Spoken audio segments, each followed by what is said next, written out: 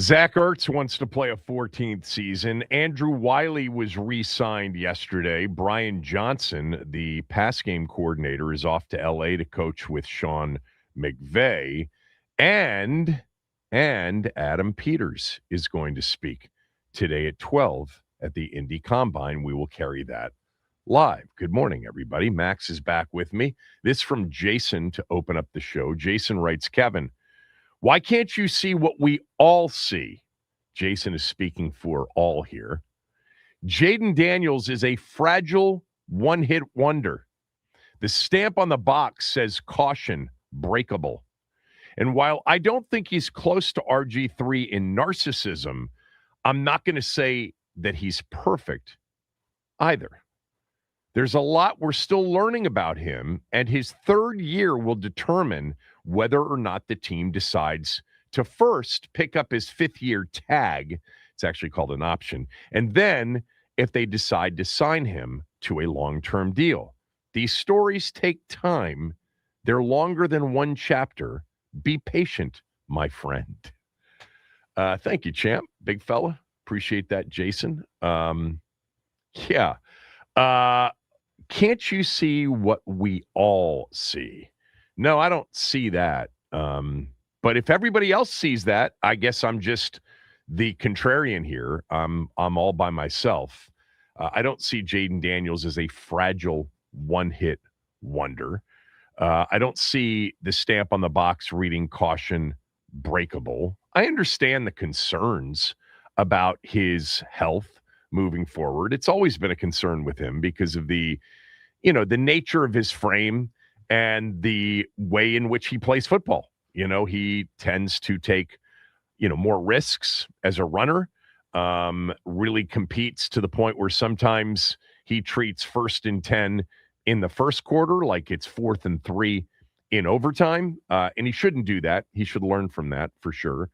But he played 52 of 54 games at the college level. And in his rookie season, which is arguably, and it would be hard to argue against it actually, but some might say RG3's 2012 rookie season or CJ Stroud's season in 2023. But the point being, his rookie season was probably the greatest in the history of the game for a rookie.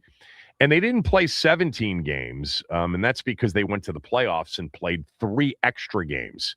The reason it was 3 is they won the first 2 on the road, in which he performed like legitimately a superstar quarterback, beating 2 favored teams, Tampa Bay on their home field, and then Detroit, the number 1 seed, is a 9-point favorite on their home field. Offensive-led wins, both of them. Quarterback-led wins, both of them, before succumbing to the great Philadelphia Eagles of 2024 in the NFC Championship game. So there were 20 games possible, and he played in all 20 of them. So heading into this past season, he had played in exactly 72 of his last 74 potential football games.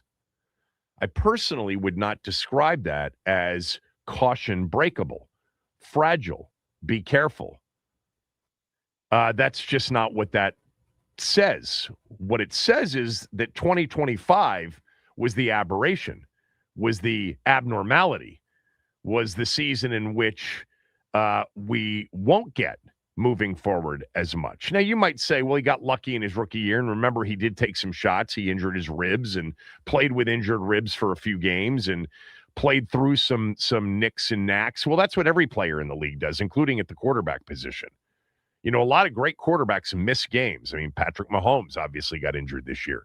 Lamar Jackson's gotten injured a lot during his career and missed a lot of games. Joe Burrow's gotten injured a lot and missed a ton of games. Very few quarterbacks, even the elite ones, are healthy every single game, every single year. It is one of those things, though, by the way, at the position. You're not only looking for greatness, but you're looking for availability. You look for that at every position. But there are players who have, for whatever reason, avoided serious injury. But the majority don't. The majority end up missing games or missing portions of seasons or even, a big portion of seasons. But this guy, for basically 5 seasons, college and rookie year in the NFL, played 72 out of 74 possible games. I don't think that screams caution breakable, fragile. But I do get that his frame and the way he plays and the fact that he got injured so many times this year, even though none of them were super serious injuries, but they obviously kept him from playing essentially 13 out of the 17 games. I mean, 10 for the entire game, but 13 out of the 17 for, at least half of the games, if not the whole games. So I get that that's a concern, and recency bias always plays into the way people feel. But it's not the way I feel. And if that's what everybody else sees, I disagree with it. Now, the idea that while I don't think he's close to RG3 in narcissism, I don't think any player that we've seen at a high-profile position in sports, in our town anyway, over the last 25 years is anywhere near what RG3 was, and the control that he had as a very young person in the organization. And then, all of this stuff that we dealt with. Now, you still deal with it now, especially if you follow him on social media. He's not dumb, that's for sure. He's very bright. But, it was always about him and not about the team. That's the problem with leadership. It's almost impossible to lead when it's always about you, not about us.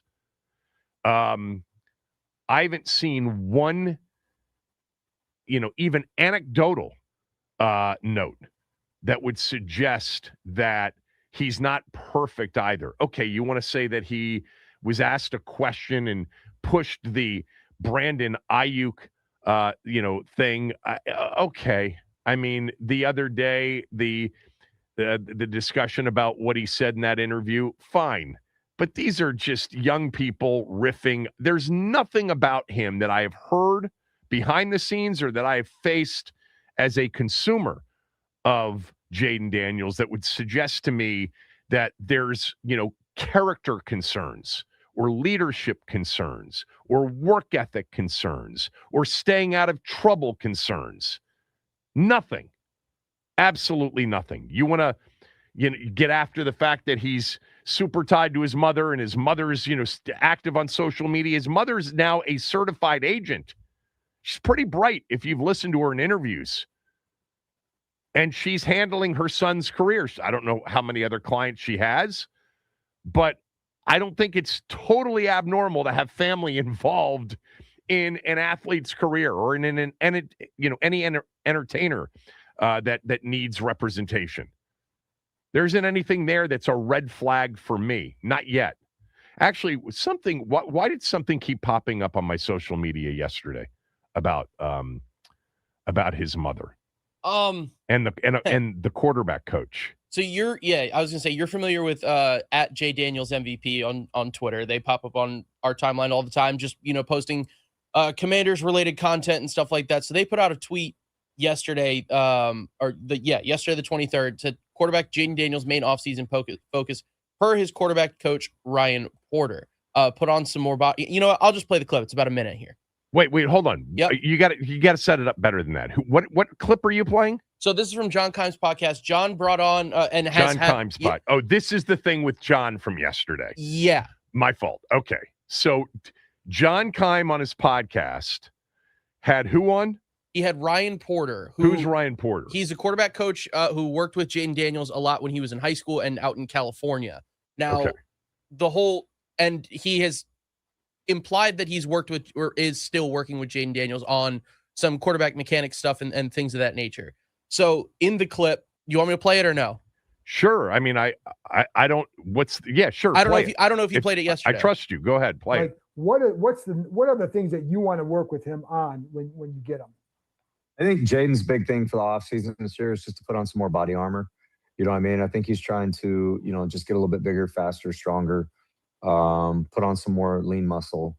You know what I mean? So in his mind, maybe can be I mean, you guys are bigger, faster, stronger in the NFL. You know what I mean? So I think that's been his more of his focus is like, let me get my body right. I think from a mechanical standpoint, there's not much that he really needs to focus on that's new. Jayden's skill set and what he's been doing since he's been in high school through college, he mechanically is top 3 in the NFL, right? From a footwork standpoint, throwing motion, accuracy, and making sure his eyes are before his feet. His feet control his throwing motion, right? Eyes, feet, offhand throwing motion. I don't really see much better. I think, and I'm not even saying this in bias, I think he is the best, right? If you took away his throwing or his running ability and you surrounded him with the right receivers, tight ends, and he had, a significant amount of weapons around him, like he could play every game from the pocket better than anybody. So that's what he By had the way, to say on John's. I agree with that. I hope we never have to see that in terms of him playing exclusively from the pocket, because that means that basically he got to the point where he couldn't run as much anymore. But football today at that position, the number of quarterbacks that are immobile, incapable of extending plays, and succeeding at a super high level, that number has gone and dwindled down to, I don't know, hardly any now. Really, in terms of playing football at the highest levels, the best quarterbacks in the game right now have the ability to extend plays and are mobile enough to make plays with their legs. But when people say that, because I've said that too about Jayden, I said that about Jayden coming out. I said, he's so polished as a passer, he doesn't even need his athleticism. It's a bonus. It's a scary bonus to defenses, but he's that good from the pocket. He's that good at processing. He's that accurate as a thrower. His mechanics, his release is super quick, the whole thing. But you wouldn't want to see that guy, 5 years from now. You'd still rather have the guy that can still threaten a defense with his legs. All right, now tell me what's wrong with what I just listened to. Sorry, didn't seem like there was anything wrong with it. Yeah, it really seemed pretty innocuous. But I guess it got a lot of, a little bit of traction. 170,000 views on Twitter, not too many. But Jayden's mom saw it and quote tweeted and said, "This is not his quarterback coach and hasn't been since high school. Jayden trains with Taylor Kelly from 3D QB." Taylor Kelly. Yeah, and I've had Taylor on the show like 2 or 3 times. Right. Actually, it's funny. I reached out to Taylor the other day to ask him to come on. I haven't heard back from him. Time. Yeah, Taylor's the guy that works for the group out in California with John Beck, because I had John on the show. But we've had Taylor on 2 or 3 times. He's excellent. Yeah. I know that he works with Jayden. So wait, read her tweet again. Sorry. What's her Twitter handle? I don't know. At what it Lovely at Miss Jackson, but MZ Jackson. And yeah, her tweet was, "This is not his QB coach and hasn't been since high school." As she said, Jayden trained with Taylor Kelly. Please stop giving him a platform to speak. And then people kind of went back at her, basically implying that one of them was lying and reposted a clip from an interview that John had also done earlier with Ryan Porter on March 31st of 2025. So last year, where he again implied that he was actively working with Jayden, talking about some improving footwork year 1 to year 2. Also emphasized the common verbiage that what this Ryan is not teaches. His QB coach hasn't been since high school. Okay. Yeah. So so she's saying, I see now I get it. So she's saying, why is John interviewing somebody that doesn't currently work with Jayden Daniels? Correct. Okay. Well, I mean, even if he worked with him a while back, I mean, I had the guy that coached Drake May in high school, Scott Chadwick, right, on this show. I actually was going to try to get him on during Super Bowl week. And anybody that's been around, I mean, did he present himself as currently training with him? And is that what she's balking at? That is what she appears to be balking at. But at the same time, it's been a few little drops here and there, but it's nothing like, I don't know. I don't feel like it's that crazy to talk about what you've been teaching quarterbacks and more specifically she's Jayden. Retweeting some dude named Brandon. That's what I have. Yeah. At Jayden Daniels MVP. And then she's retweeting, okay, George. I know George. Yeah. Right? I know George. George is with, they've got a podcast, right? So someone is clearly lying. This was from an interview on March 31st, 2025. Ryan Porter shared that he was planning on working with Daniels in April to improve his footwork. Okay. I mean, you know what? My advice to her would be to just stay out of this stuff. Honestly, just stay out of this stuff. Who cares?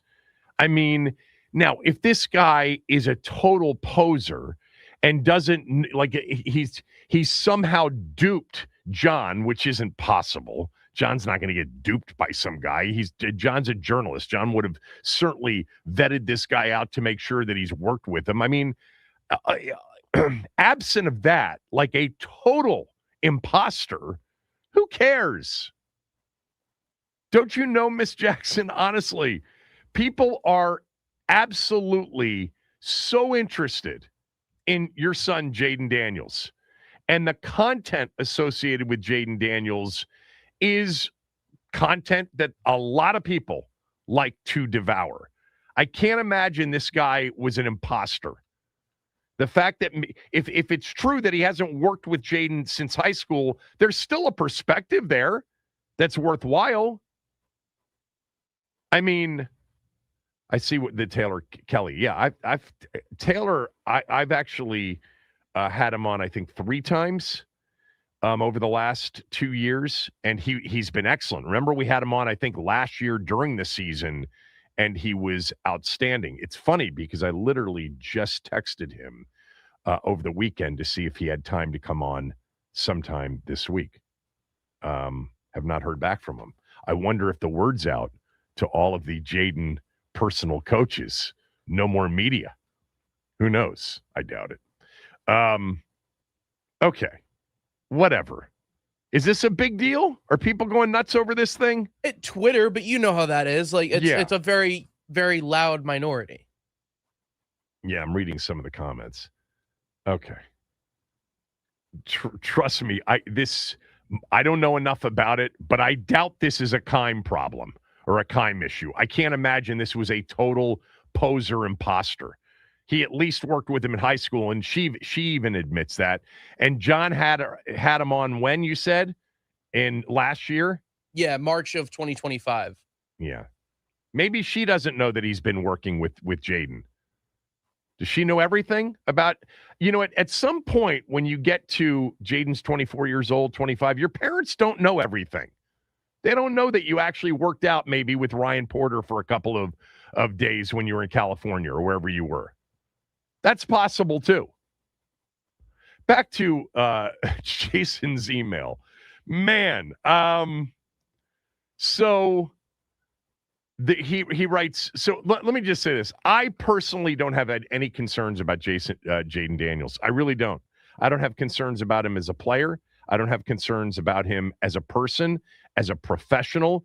The one issue that was always just in the back of my mind, even though there was no evidence to support feeling this way, was the body type. And would it become a breakable body type? But in his rookie year, he proved and took a lot of shots in his rookie year. He did. And look, some of the injuries this year were kind of flukish. And he shouldn't have even been in the game at the end of the game against Seattle. And then one of them wasn't from the pocket. It wasn't as a runner. It was him chasing down Andrew Van Ginkel. And I'm not even sure that was an injury that would have kept him out of any meaningful games had they had any left after that.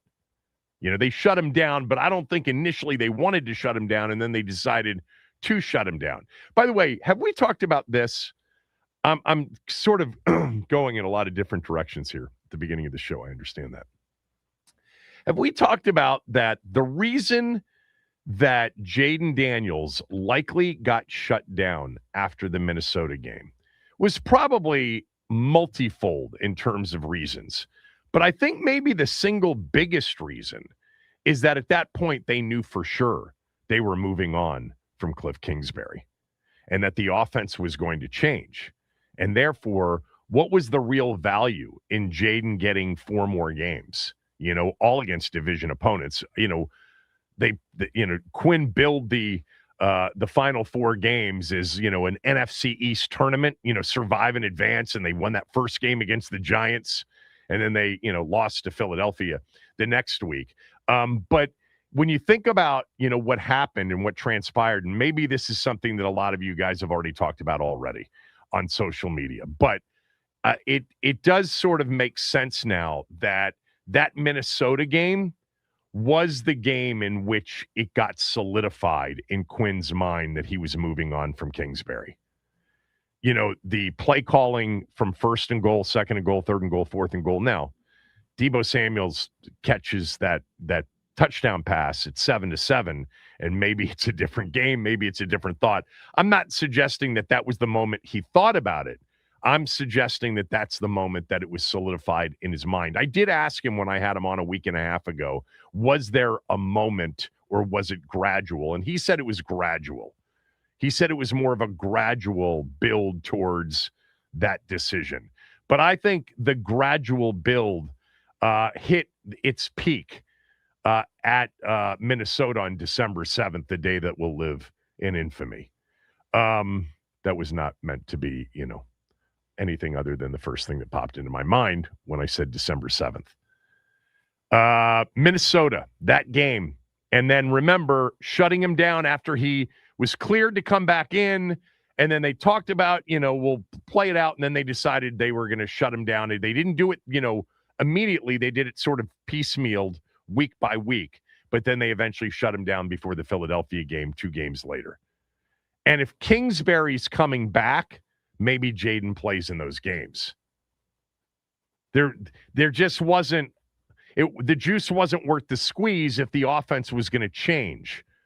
Why have him play these 4 games and risk something serious, which, by the way, they would have been crucified for? And once we got down to 3 games left, that was a different conversation than with, 6 games left, because that conversation really started after the bye week and before the Denver game on Sunday Night Football about, would you play him? Because they were 3-8 going into that Denver game. And it's like the season is basically over, even though it wasn't mathematically over. And, there were debates on both sides. Shouldn't play him, shouldn't risk it, should play him, needs the work. Oh, by the way, they're not, officially eliminated yet. And then going into that Minnesota game, it was like, he's back. And for the first time, he gets to play with a couple of other true starters at wide receiver, including Terry McLaurin. It didn't go well. Didn't go well for anybody. But I maybe that's been a conversation among many of the fans about this. But it did occur to me recently that because Kingsbury wasn't coming back, that was part of the reason they shut Jayden Daniels down. Anyway, Jason, let me just say this with respect to your last portion of your email. There's a lot we're still learning about him, and his 3rd year will determine whether or not the team decides to first pick up his 5th year tag. It's called an option. And then if they decide to sign him to a long-term deal. These stories take time. They're longer than one chapter. Be patient, my friend. There is 0% chance that when next year is over, they don't have a plan to either A, sign him to a long-term deal, because it's a year from now that they would be able to sign him to a long-term deal. You cannot sign a rookie contracted player to a long-term deal until after his 3rd season. So it is this time next year. We are a year away, actually 11 months away for all intents and purposes. Hopefully not 11 months away, because we'd like them to still be playing 11 months from now. But you get the point. When next season is over, the conversation about a long-term deal begins. So I would say that there is 0% chance that one of 2 things don't happen. 1, a long-term deal, or 2, they pick up his 5th year option, which wouldn't have to be done until May 1st. That's, per the CBA, May 1st is the day in which, after the 3rd season for first-round picks, you have the option to pick up the 5th year. So this time next year, I guess this is a question I'll ask all of you after Jason's email to open up the show. A year from now, is it more likely that Jayden Daniels will A, be signed to a long-term contract in the offseason of 2027? That's the first chance they can do that. B, they'll pick up his fifth-year option. Or C, as Jason suggests, the possibility that they don't do either one of those two things. 301-230-0980, 301-230-0980. We are a year away, less than a year away, whenever Washington's 2026 season comes to an end. It's at that point in 2027, January through the beginning of the league calendar, and then that whole offseason. They'll have plenty of time to work on a deal. But he is then eligible. He's then eligible when that third year concludes. He's eligible for a long-term contract extension. So 1 year from now or in 2027, is it more likely that A, he gets the long-term contract extension, B, they don't do that, but instead just pick up his fifth-year option, which means then he'd have 2 years left. And, of course, they could still sign him to a long-term deal during his fourth season, after his fourth season. I mean, they could during his fifth season, although at that point he'd be a year away from a season away from unrestricted free agency or, one of the massive franchise tag numbers. So which of the three is it? One, we are next year talking about a massive long-term contract extension just signed or about to be signed. Two, they just pick up his fifth-year option. Three, they don't do either one. 301-230-0980, 301-230-0980. I will share with you my prediction on that. Max will as well, but I want your predictions on that. I mean, are we really talking about this? This seems so easy. But 301-230-0980. Kevin Sheehan Show, the Team 980 and the team980.com.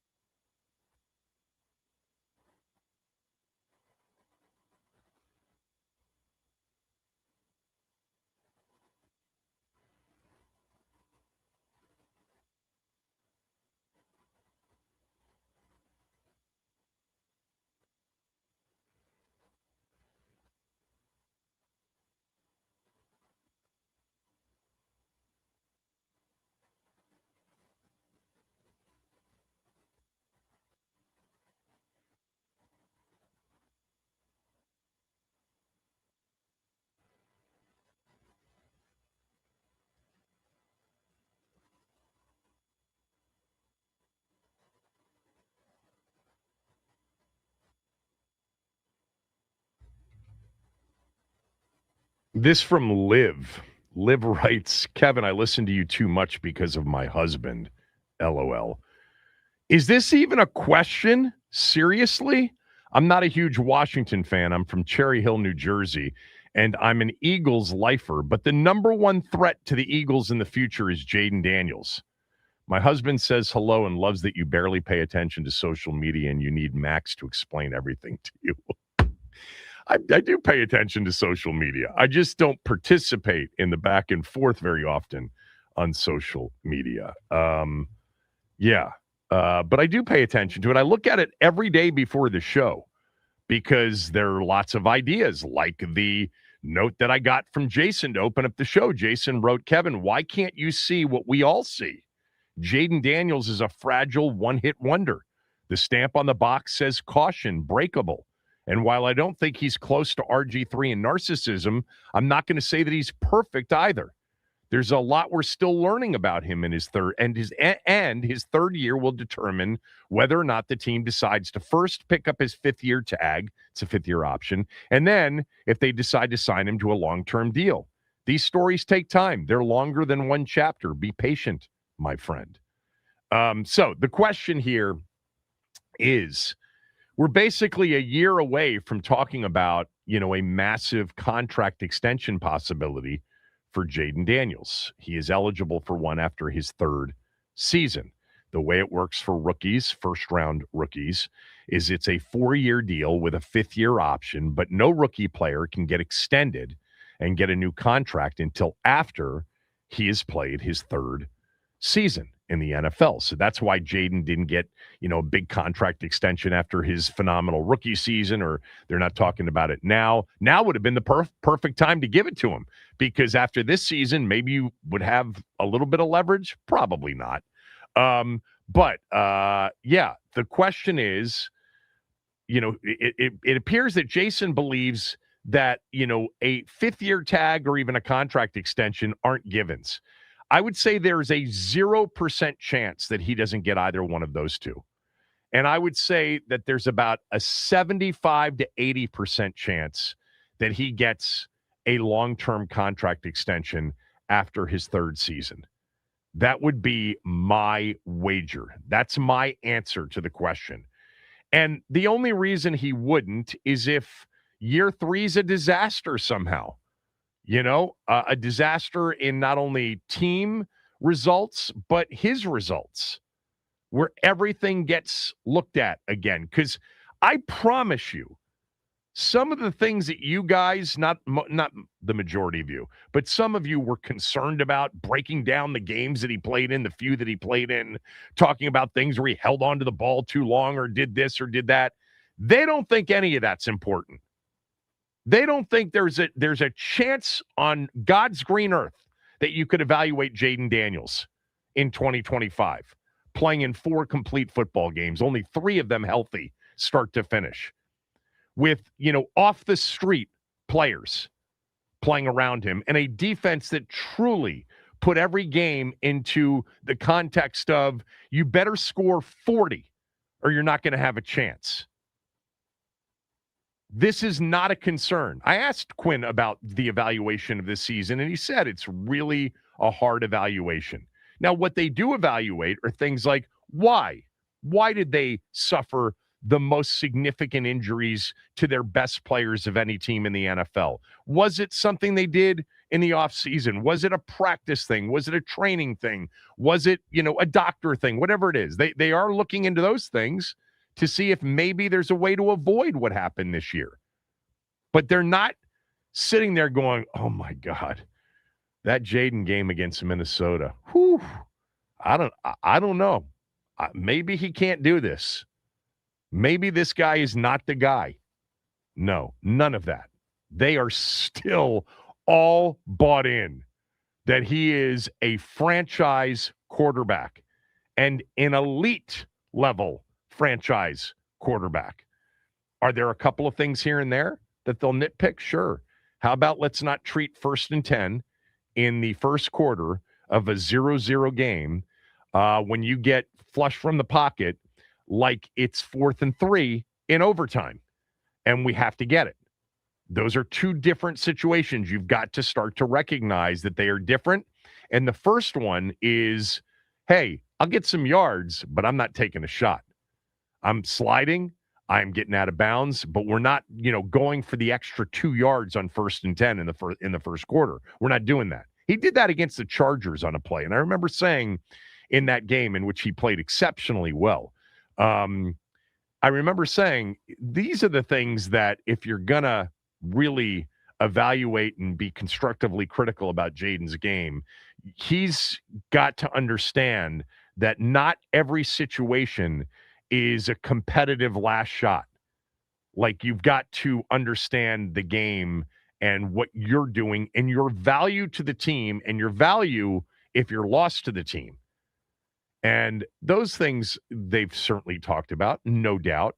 And I bet you any amount of money, here's a wager right now, that David Blau is not going to run quarterback counters and quarterback power plays next year. That was my biggest knock of Cliff. Biggest knock. What are you doing?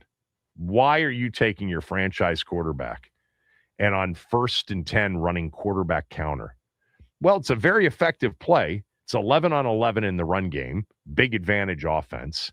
And, they would say that, there's still enough space for him to get down or get out of bounds. I would say that's the play that gives you the least amount of opportunity to stay safe. Those plays 7 times out of 10 end up in a pile on the field. I bet you Blau doesn't run any of that crap with Jayden Daniels. He's not Cam Newton. He's not Josh Allen. You run that stuff with Josh Allen and Cam Newton because their bodies are big. They're massive people. 6'6", 250. I think Cam was 6'6", 260 one of those years. He was literally Derrick Henry, bigger than Derrick Henry. But I bet you we don't see those. All right. My answer is, I think this time next year we are waiting for the big contract extension, and it will be, in my prediction, in that moment, the largest ever given to an NFL player. By the way, the same situation goes for Caleb Williams, Drake May. We'll see about Bo Nix, Michael Penix Jr., J.J. McCarthy, but Drake May, the New England fan base, and, it's a better conversation now than it was a year ago about that. Caleb Williams, same thing, but you're going to be talking about 3 massive contracts in 2027. Max, which of the 3 options are you going with?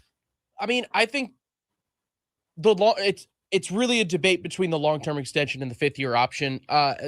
And the only reason that the long-term extension wouldn't be in play, like you said, is if this next year is a disaster, much like this year, where injuries plague everything and he only plays a handful of games and a handful of snaps. But I'm confident that Jayden's going to be back with a vengeance next year. So I think we're going to be talking long-term extension.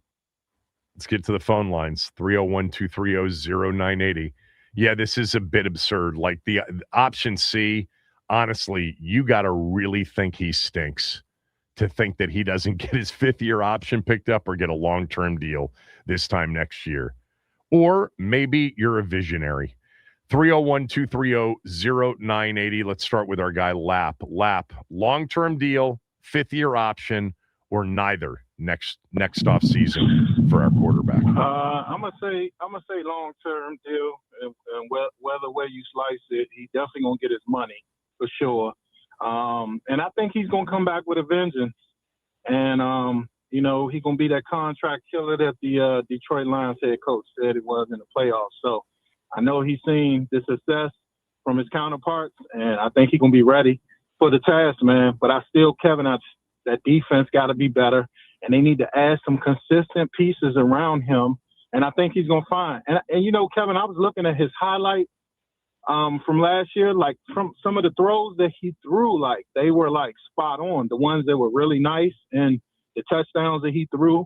So he didn't look that bad. It's just some games, and then of course the injuries, of course. But in some games he just kind of held it a little bit too long. He didn't look like he was comfortable. But when he was locked in, man, he still made some great passes. If you look at some of those highlights from last year, but we'll see, man. But I'm excited. I look forward to the season, man, and let's do it, Kevin. Let's run it back, baby. I'm looking forward to this year, too. I really am. I'm excited about Blau. I'm excited about the offensive changes. I think they are total fit for Jayden. At the same time, and I've said this before, I would have been fine had Cliff come back. I know that offense works, too, and I know it was perfect for Jayden, and we saw the results certainly in 2024. Ross, 3 options. A year from now, this third offseason for him after 2026, will it be contract extension, 5th-year option, or neither? What's good in the hood, Kevin? How you doing this morning, man? What's up, Ross? How are you? Oh, I'm doing good. Hey, great Kirk Cousins interview, by the way, man. I listened to that like 15 times. Your best interview I've ever heard in the 10 years I've been listening to you. Well, thanks. He was great. No problem. Yeah, for sure. He is probably going to get that extension next year. If he does anything an ounce of what he did his rookie year, how can you not extend him? However, when you extend him, y'all going to have to really lock in on replenishing as much draft capital, because you know how this goes. When you extend the quarterback, you're not going to be as loose as you are in free agency to spend everywhere, because a lot of that salary cap is going to be going to the quarterback. So if the inevitable happens and he gets that mega extension, then we're going to need to get back some capital, because we can't, draft somebody in the 4th round and hope that they're going to be plug and play. Because if you have the superstar quarterback out there with minimal talent around him, what really are we doing? He can only elevate so much around him. But as he gets older and more experienced, I see an extension happening. I kind of want them to hold off till after his 4th year, but there's no wait in this league. You got to sign your guy and lock him in now. We don't want to end up in another cha-cha-cha scenario. Ain't that right, Kevin? Yeah, that's Galdi's. That's my favorite Galdi bit of all time, the Kirk Cousins cha-cha-cha. And it was a cha-cha-cha. Yeah, no, look, I mean, barring a catastrophic, healthy season, okay, let's start there. But, because I think if it's an unhealthy season, there are a set of concerns that come into play, no doubt. But absent of a catastrophic, healthy season, there is literally no chance that they aren't going to be interested in getting a deal done sooner rather than later. I have said this going back a decade, back to Kirk Cousins, because I'll never forget when Field Yates came on my show and said, today's overpayment is tomorrow's bargain. And they can't wait on it. They can't do what Jared does, in Dallas, where it ends up costing him top dollar. They should know now, and I would imagine they've already begun to make plans for what it will take, next offseason. But I think that the chances are significantly in favor of a long-term deal next offseason. That could come a year from now. That could come, in May, in June, in July, right before the season begins, right before his 4th season begins, and maybe that's how long it'll take to flush it all out. And by the way, in the process, if they don't have a long-term deal done, they would throw the 5th-year option. They would exercise that 5th-year option. They're going to probably do that because it takes a long time to do these deals. And sometimes those deals are done, closer to when that next season begins. But I would say that the goal organizationally today is to be aggressive after, with that first opportunity, which is next off season, to sign their quarterback to a long-term deal. But the question is, long-term deal, just 5th-year option, or neither? Stay on the phones. We'll get to more of your calls next.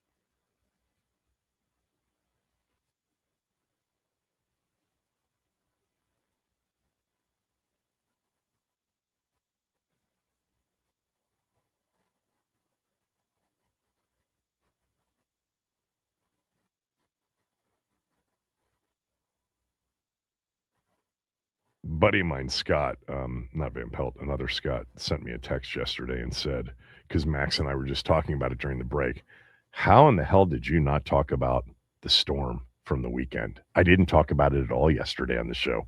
My brother-in-law, who lives in Jersey, said close to 30 inches. 30 inches. And we just missed it here. We got so lucky. I mean, actually unlucky if you like storms like I do.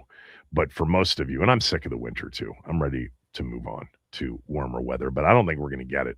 I think we got every bit of another month left and maybe a couple of other storms to deal with. But Max, we were so lucky. I mean, literally by about 100 miles of storm, sort of where the storm set up off the coast, we would have been foot to 2 feet here. I could not have taken. Providence had 38 inches of snow. Whew. Nor'easters are cool. All right, 301-230-0980, 301-230-0980. The question is, a year from now, Jayden Daniels will be eligible for a contract extension. Rookie players have to wait until after their third season to be eligible for that. The team will also have next May 1st, by May 1st, the option of picking up his fifth-year option before his fourth season. Jason, my emailer, believes that there's a chance that neither will happen. He won't get a contract and he won't get his fifth-year option picked up. I think the chances of that essentially are 0%. I guess if I think a catastrophic healthy season is a possibility, I'd knock it up to 5%, 10%, but I don't think a catastrophic healthy season is possible with him. I think if he's healthy, he will play at a pretty high level. I mean, even if you go back to just the few games that he was healthy in, played really, really good football against the Chargers, played good against the Bears, was okay against the Cowboys until he got hurt in that game. The Minnesota game, he played in 3 drives. I mean, everybody says how terrible he was in the Minnesota game. 3 drives before he got hurt because they didn't have the ball in the first half. They had the 19-play, 12-minute drive where J.J. McCarthy legitimately looked like Fran Tarkington incarnate. I mean, so, in a Vikings uniform. I mean, he was, the defense couldn't get off the field. So I don't see catastrophic healthy as even a possibility. Now, what if he just had an average year as a healthy player? I don't know. Context is everything. Would it have been about him? Would it have been about the supporting cast? Would it have been about a first-year coordinator? Those are things that are pretty hard to predict at this point. But I would say that this time next year, we are talking about a long-term contract extension, one in which it will rival the biggest deals of all time. But remember, Caleb Williams and Drake May will be going through the same thing in New England and in Chicago. So the question is, do you think long-term contract extension is the result of the 2027 offseason? He plays on the fifth-year option. They pick it up, or neither. Let's go to Kevin in Arlington. Kevin, go ahead. Kev, thanks for taking my call. Sure. I don't usually like to do this, but Jason, if you're going to be condescending, have a clue. That's the worst, dumbest take I've heard this year in 2026, period. No, there are dumber. Kevin, I promise you there are dumber takes that I have not read. That's the idea, though, that neither one of those two things would happen is pretty stupid unless he's some sort of visionary about what kind of season Jayden's going to have. Look, injury is a possibility, a serious injury, and then they'd still pick up the fifth-year option, though. But go ahead. Yeah, just a couple of things. So, yeah, you're gonna extend him early because, as the guy said, Field Yates, it's just going to get more expensive.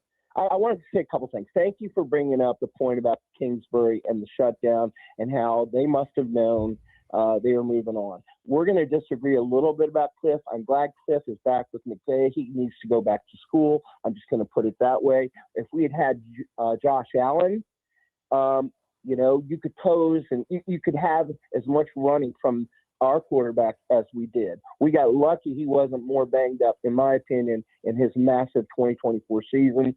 And I'm glad that the brain trust, Adam, Dan and whomever decided we need to do a better job of protecting the prize asset. But what I really want to talk about, Kevin, and I think it needs to get out there.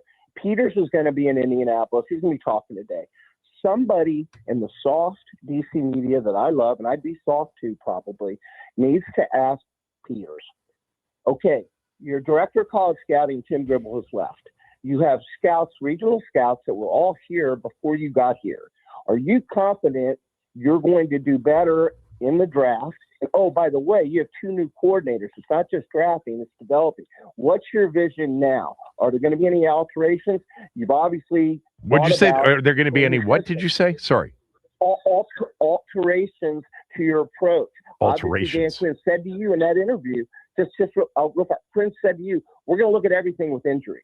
Well, they need to look at everything with how they draft and develop players. Because, Kevin, when you draft 6 guys in the top 100, 6 college captains, and one of them's Jayden, thank God, and the others either were meh or regressed, that's a problem. And I think the scouting intelligence needs to be way higher. And I know you have felt this way for a long time, and I'm not suggesting that you're going to be wrong. What I am suggesting is what I've suggested to you for a long time now when it comes to any draft, and that is you've got to give it time. That draft of, what was it, 9 players with 6 in the top 100, correct? Right? And the 6th was, correct me if I'm wrong, Luke McCaffrey, I think was the 6th. I think that at the end of next season, we can truly evaluate what the 2024 draft was. I'm not ready to do that right now.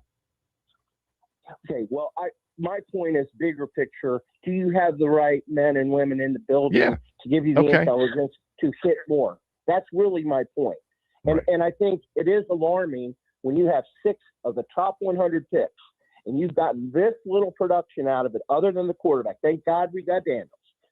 Well, in their NFC Championship season, they got a lot out of, obviously, the quarterback. They got a lot out of Mikey Sanderstill. They got a lot out of Brandon Coleman. Who else am I forgetting from that draft? I need to pull it up in front of me. They regressed. But both of them regressed, Kevin. And that's you know what? Everybody regressed this season. This season was just a season of regression, like for everything and everybody. And there's lots of context around that, as you know. But I'm not saying you're wrong. I'm just saying it's premature. That's all. Okay. Because this time last year, it was let him cook. Adam Peters, let him cook. Because it was JD, it was Sanderstill, it was Coleman. There was a lot of belief in McGee. There was a lot of belief still in Newton, a lot of belief in the tight end. And by the way, John Baptiste played well and was going to be a big part of this year before he got hurt. And he was, a 7th-round pick? And then this particular draft, which is still too early, but kind of like last year, after 1 year, it's like, ooh, Connerly, Amos, Bill, Krosky, Merritt, Lane is a punt returner.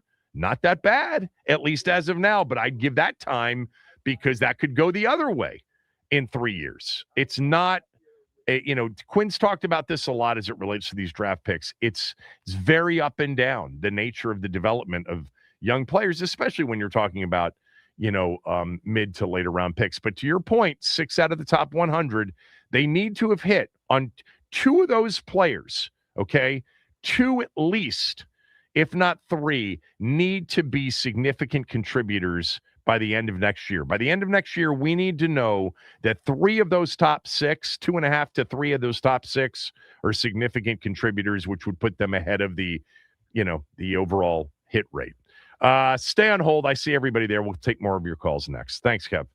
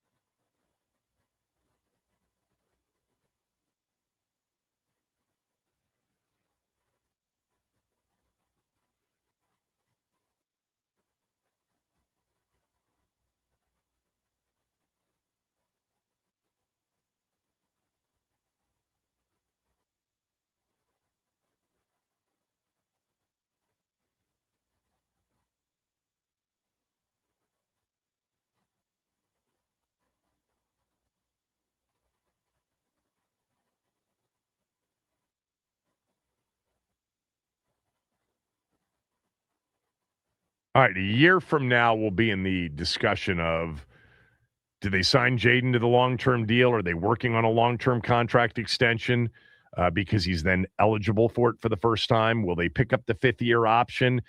By the way, it's very possible, and I already talked about this, that they pick up the fifth-year option, but then they work towards a long-term deal in the offseason 2027, and that long-term deal could happen before the May 1st deadline for the fifth-year option, or it could happen after. You pick up the fifth-year option, it doesn't stop you from negotiating a longer-term deal.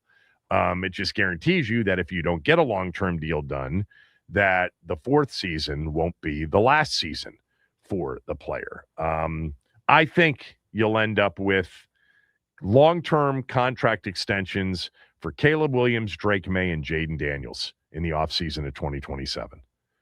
And I think the idea that the fifth-year option, if they didn't sign him to a long-term deal, wouldn't get picked up is insanity. But that's what Jason, an emailer, suggested was a possibility, which is why we're talking about this, because we are a year away. And we obviously will have a lot more information, as in a full season of information and data to pull from. Let's go to Steve in Columbia. Steve, which of the three? Long-term contract extension, fifth-year option, or neither? This fan base is something else, and you get creative with these topics, but it's your show. They're going to, based on how Adam Peters seems to roll, they're going to do probably the fifth-year option. But what I don't understand about some of these so-called fans, don't they realize who Jayden Daniels is and that he is the ultimate competitor? He's going to come out and on fire this year. And we also have to look at— Well, then why are you saying fifth-year option? Why aren't you saying they'll get a long-term deal? Because Adam Peters. I don't trust Adam Peters in his negotiations. Because he should have— Tunsil should have been re-signed by now. Or, I don't get it. But I don't know by now, but I think it should definitely happen before training camp. I'd like to see it happen before any of the off-season activities. I just think they need to get a head start on everything. You got 2 new coordinators, man, and you're going to get some new players. You need to start now. That's my opinion. Later. That was a good open, Steve. Loved it. Robert in Annapolis, go ahead. Well, good morning. What a difference a year has made in the mood over there for some of the fans. But I would say, well, the fifth-year option is almost a certainty for sure, barring injury, as you said. But an interesting scenario coming for the long-term contracts is with those quarterbacks that you mentioned coming up eligible. Who's going to be the first to sign? You know how these players, they like to wait. Yeah, right. Great point. Great point. That very well could factor You're in. better going last. Really? That's a really good point, Robert. You're going to have Caleb Williams, Drake May, and Jayden Daniels all eligible for contract extensions. Are they going to wait each other out on this? Yeah. And let me tell you, I think the Ravens and Jackson and Lamar didn't come to agreement till after his fourth year. You get the mothers involved in the negotiations. Mothers are pretty tough to negotiate with, believe me. So I think that would make sense for all of those quarterbacks to sign as soon as possible, not necessarily before the other two do, because the fourth year salary is still pretty low. I don't know what it is, maybe $5 million, give or take, but it doesn't really jump significantly till the fifth year. So you don't want to play on that fourth year. So I would suspect it would get that they would get it done, before play starts after he finishes that third season. But the other it says here that they tagged Lamar Jackson. Well, but as I recall correctly, he didn't play under the tag. They did tag him, but I think they resolved it before that season unfolded. I can't recall exactly. But what you're saying is it didn't happen until after his fourth season was complete? Correct. It did drag out for a bit, but I think it's to the player's advantage to go ahead and get that long term in. But who knows? They may say, well, look, I played well this year. I may have another good year. I'm going to get more next year. So it depends. And the other caller made a good point on Peters and how well or not so well he may be as a negotiator. So 2026 is going to be a very pivotal year for your team, my friend. A lot of changes may occur depending upon what happens with the general manager and certainly the coach. And some players. Paynes, this will be Paynes last year, probably for sure, and maybe your receiver McLaurin. This could be his last year, so it'll be an interesting year for you. So we'll see how it goes, my friend. Thanks, appreciate it. Yeah, all right, buddy. It looks like Burrow. I'm going back to. I should have done this before the show, and I'll definitely do it here during the show. But on the elite level quarterback contracts of the last, half decade anyway, were they signed between the third and fourth season, or were they signed after the fourth season? I think it's better to get to these things earlier rather than later. But that is interesting with the Lamar Jackson reminder. Let's go to Mark in Largo. Mark, go ahead. And no one has said it. Happy birthday, Kevin. Welcome to 63, even though I'm at 63. Yeah, just wanted to tell you that. I see you getting a little choked up. I know. But I'm not choked up. Like I actually hate birthdays, and I actually, while I appreciate you mentioning it, birthdays were never a big deal in our family, except for the kids. So there you go. All right.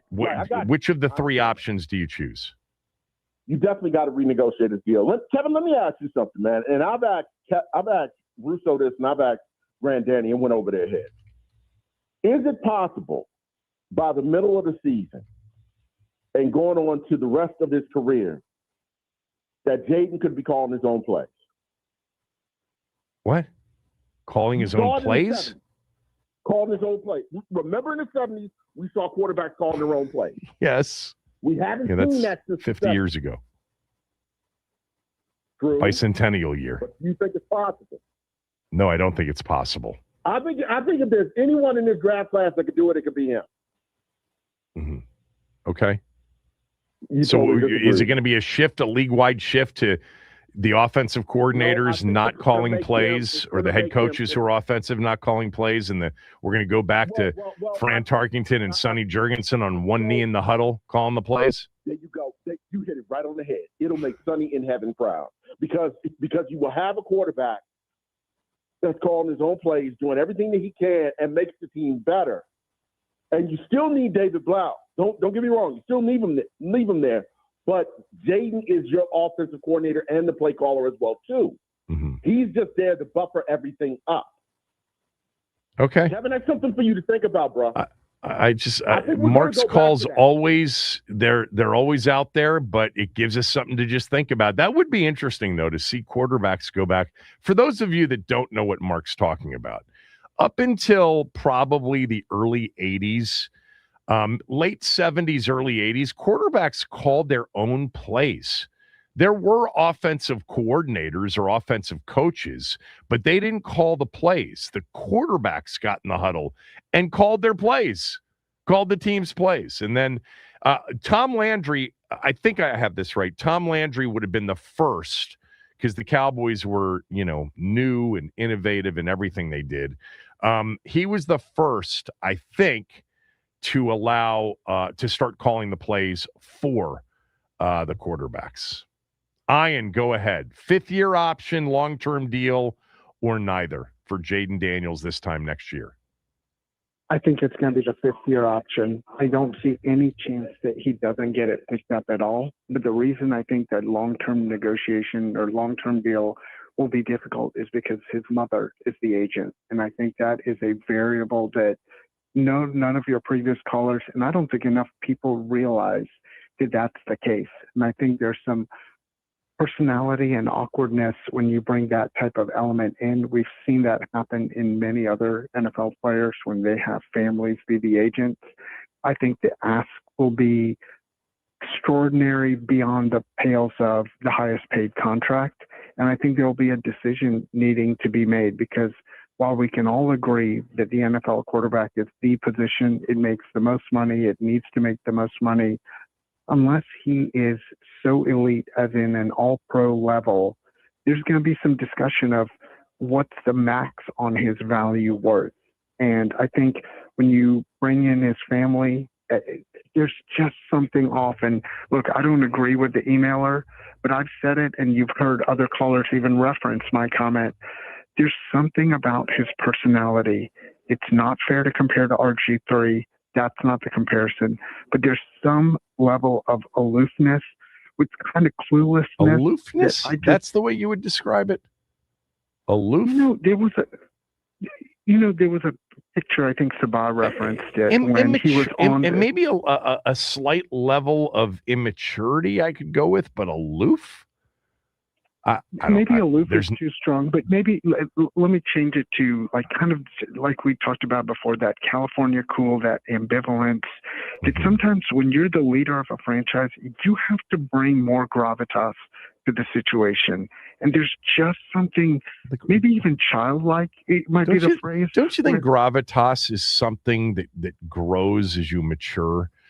I don't think that, 20, 21, 22, 23, there are old souls, don't get me wrong, and that doesn't necessarily mean I'm saying an old soul has gravitas. They're two totally different things. But there are people that are older in maturity than their age. But I certainly could see Jayden developing into somebody that we view as having gravitas. I think there's a lot of humility there, a lot of humility. I don't sense aloofness at all. But, agree with the humility, I give room for 22, 23, 24-year-olds to, make the occasional mistake and chalk it up to, immaturity or inexperience is probably the better way to put it. But you say fifth-year option. That's your answer, that the team next year will just pick up the fifth-year option. I did find some data here if you guys are interested. The quarterbacks who signed massive deals after their third seasons, Trevor Lawrence, Joe Burrow, hold on, I had this. Trevor Lawrence, Joe Burrow, Jalen Hurts, Kyler Murray. Those are the recent ones that signed the big long-term deals after their third season. I didn't go back and look at Mahomes because Mahomes would have been earlier than the time frame that I just checked. All right, Ian, thank you. Let's go to Jason and Laurel. Jason, a year from now, Jayden Daniels will be eligible for a contract extension. He'll also be eligible for a fifth-year option being picked up by the team, or he might not get either one of them.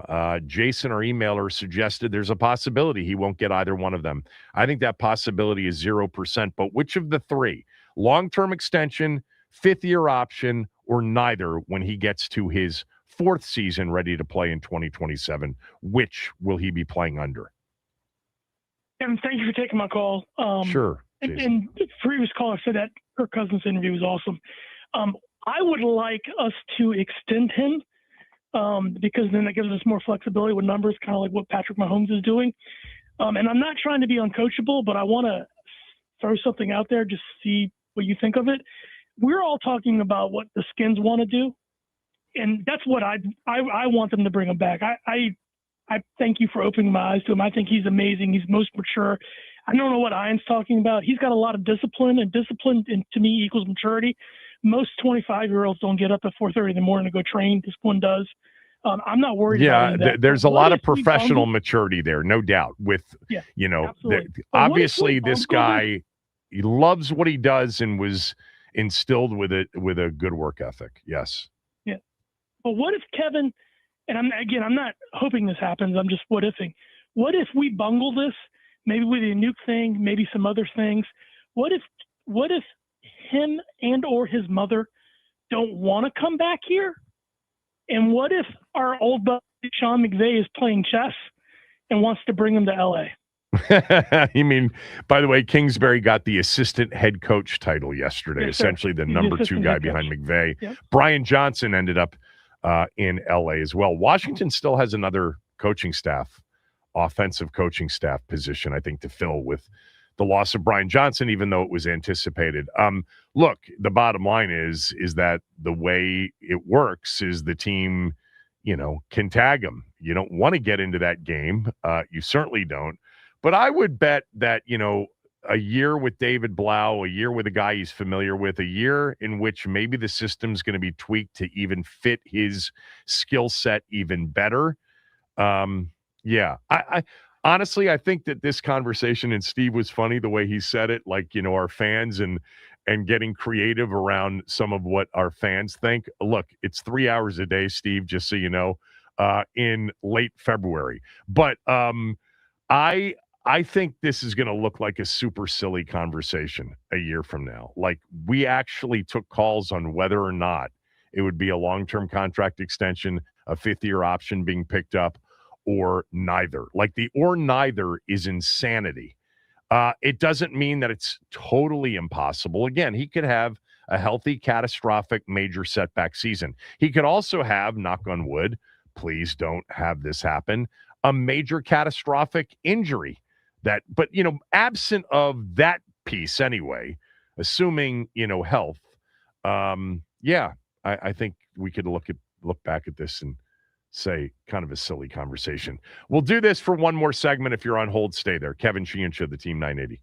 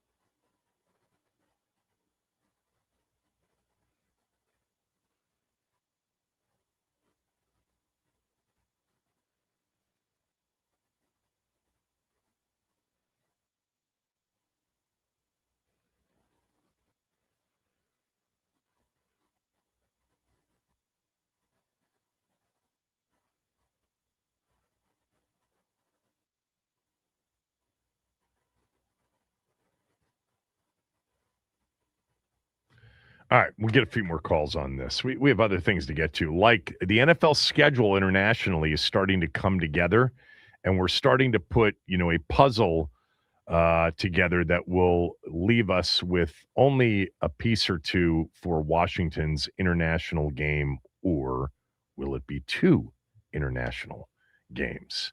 More on that coming up on the show.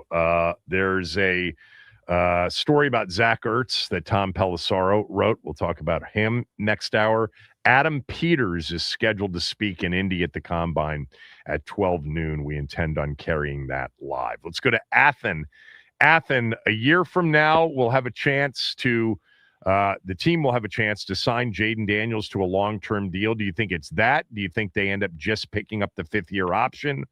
Or, as Jason, our emailer, suggested, none of the above? Which of the 3 happens? Go ahead, Athen, in Annapolis.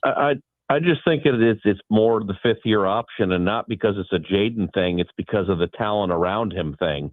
If they have 30 free agents again to sign at the end of next year, they're going to need a lot of cap room. So I think they really need to focus and really hit on more talent than they have in the past via free agency and the draft, because the more talent they put around him, the better it's going to make him look. It's the less pressure that comes off his shoulders. But if this team goes 7-10 or 8-9, and there's questions about the quarterback and about his durability and stuff, I think it's going to be the 5th-year option. Yeah, I mean, you had a bunch of, if this, that, if the other, and I'm with you. I mean, there is.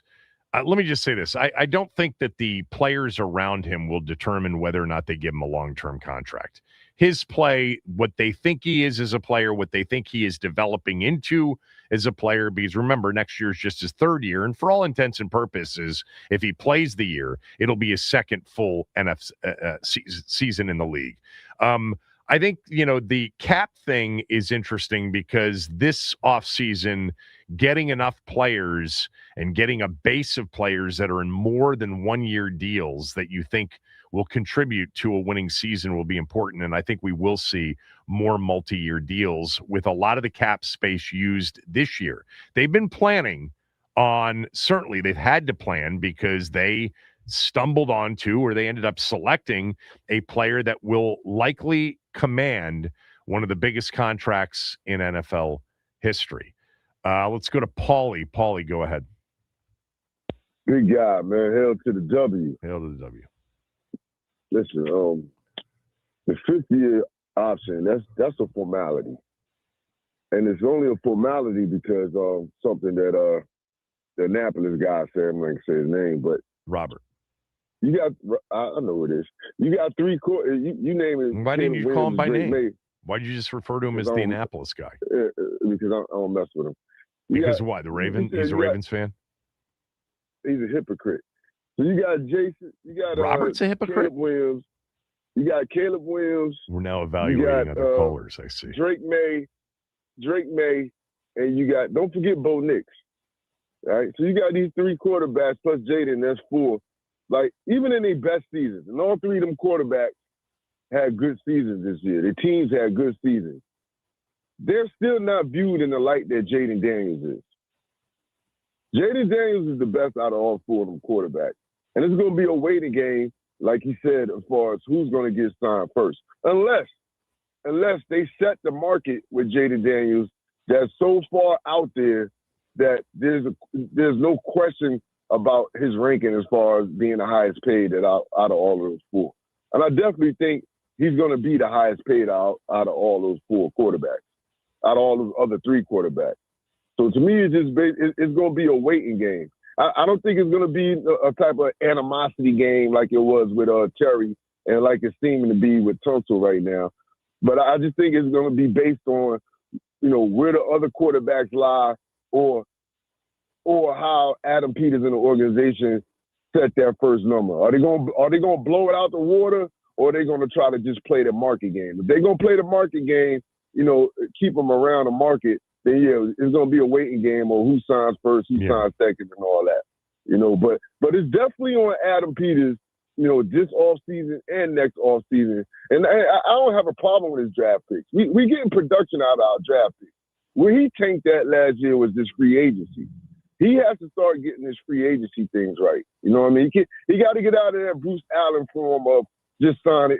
He did a good job the first year. And that's why, to me personally, that's why I was like, yeah, let Adam Peters cook. Because I thought he did an outstanding job with the guys he brought in. I don't think there. I mean, there are people out there that would debate that. But to your point, they went 12-5, and a lot of the significant contributors after Jayden were acquired via free agency. So yeah, I'm with you, and yeah. And a lot of them guys didn't come back that next year, and we kind of replaced them with bargain players, and it blew up in our face. So that's why I say, yeah, it's important to fill out this roster, but not just through the draft, because I don't have a problem with Peter's draft pick. My problem is, with as many players we need, he has to get this free agency thing right. Well, like there's no way to avoid the volume that they need. You don't want, out of the 32 players that potentially have to be replaced, you don't want those, you don't want 20 of them or 25 of them to be undrafted free agents.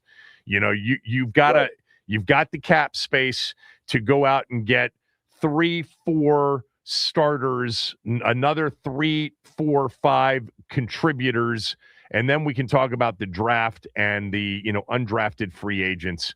And I'm not talking about just from the list of players outside of this team. They've got some players on this team that they've got to bring back as well. All right. Then I think one more thing. Then I think at some point, when they are getting to signing this contract, they're going to have to make a conscious effort of, because like you said, when you're paying that quarterback a lot of money, you take it from somewhere. So now they have to decide, are we going to, after the quarterback, are we going to build this team through defense or through offense?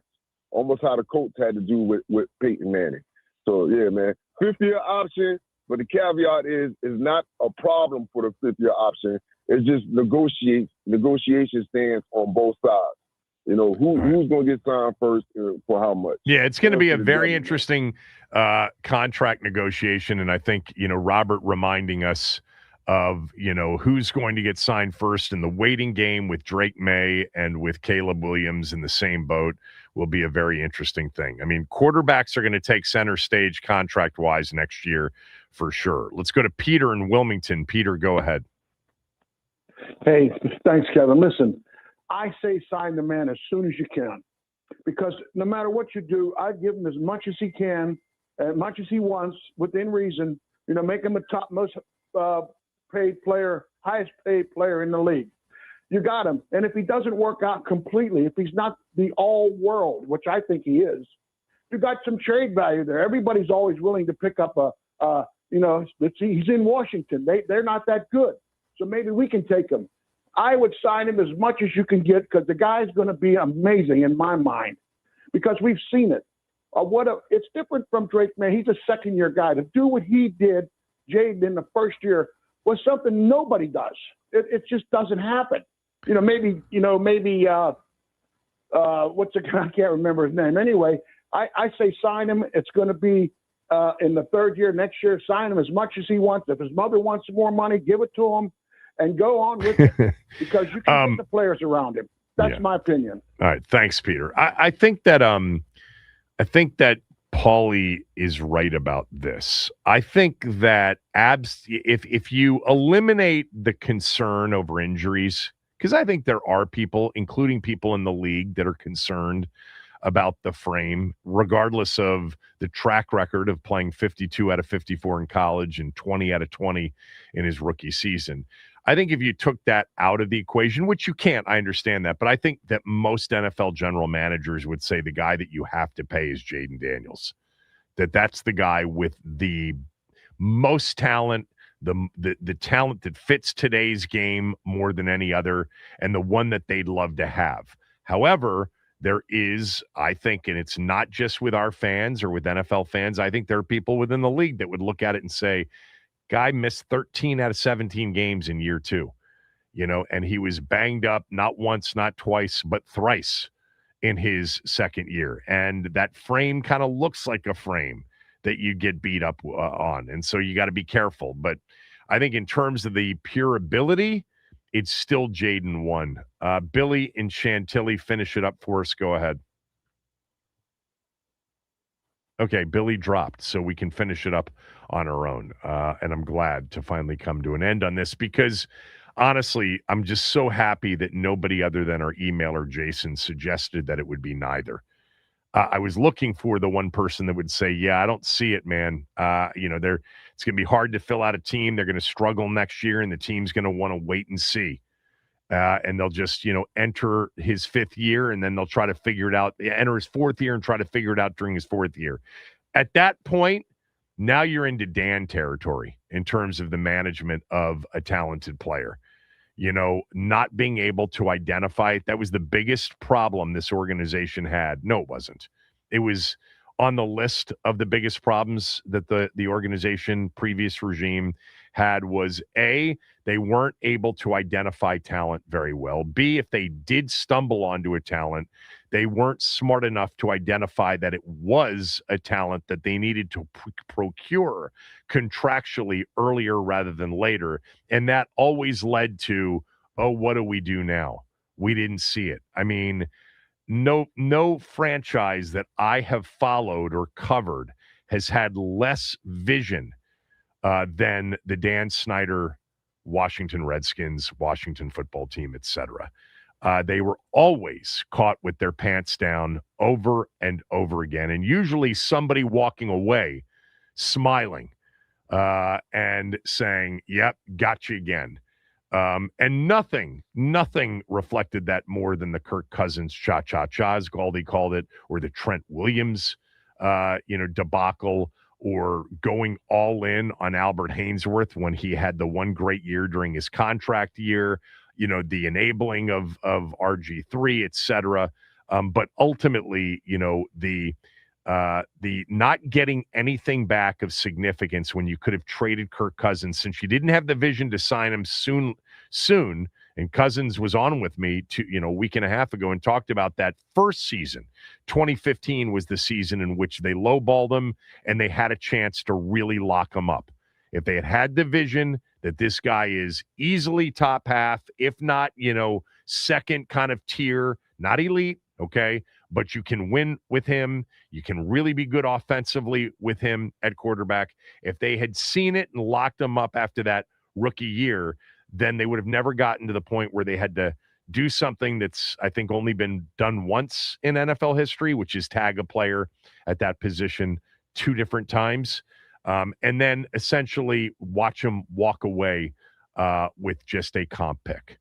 When they could have traded him before that second franchise tag for, Jay's always claimed it was a first and multiple seconds and a third to San Francisco. But of course, we know the story there. Even Kirk agrees with it, that Dan and Bruce would never have traded him to Kyle Shanahan or anything associated with the Shanahans. I mean, the irony of that is Dan actually eventually apologized to Mike Shanahan for the way he handled the situation when he was here. I've heard that from multiple sources, not just Mike, but always, too little, too late. Okay, when we come back, I did want to talk about Zach Ertz for a little bit because there are tight ends in free agency, but there are also, there's also the possibility that Zach Ertz, who wants to play a 14th season, could be brought back. That's next.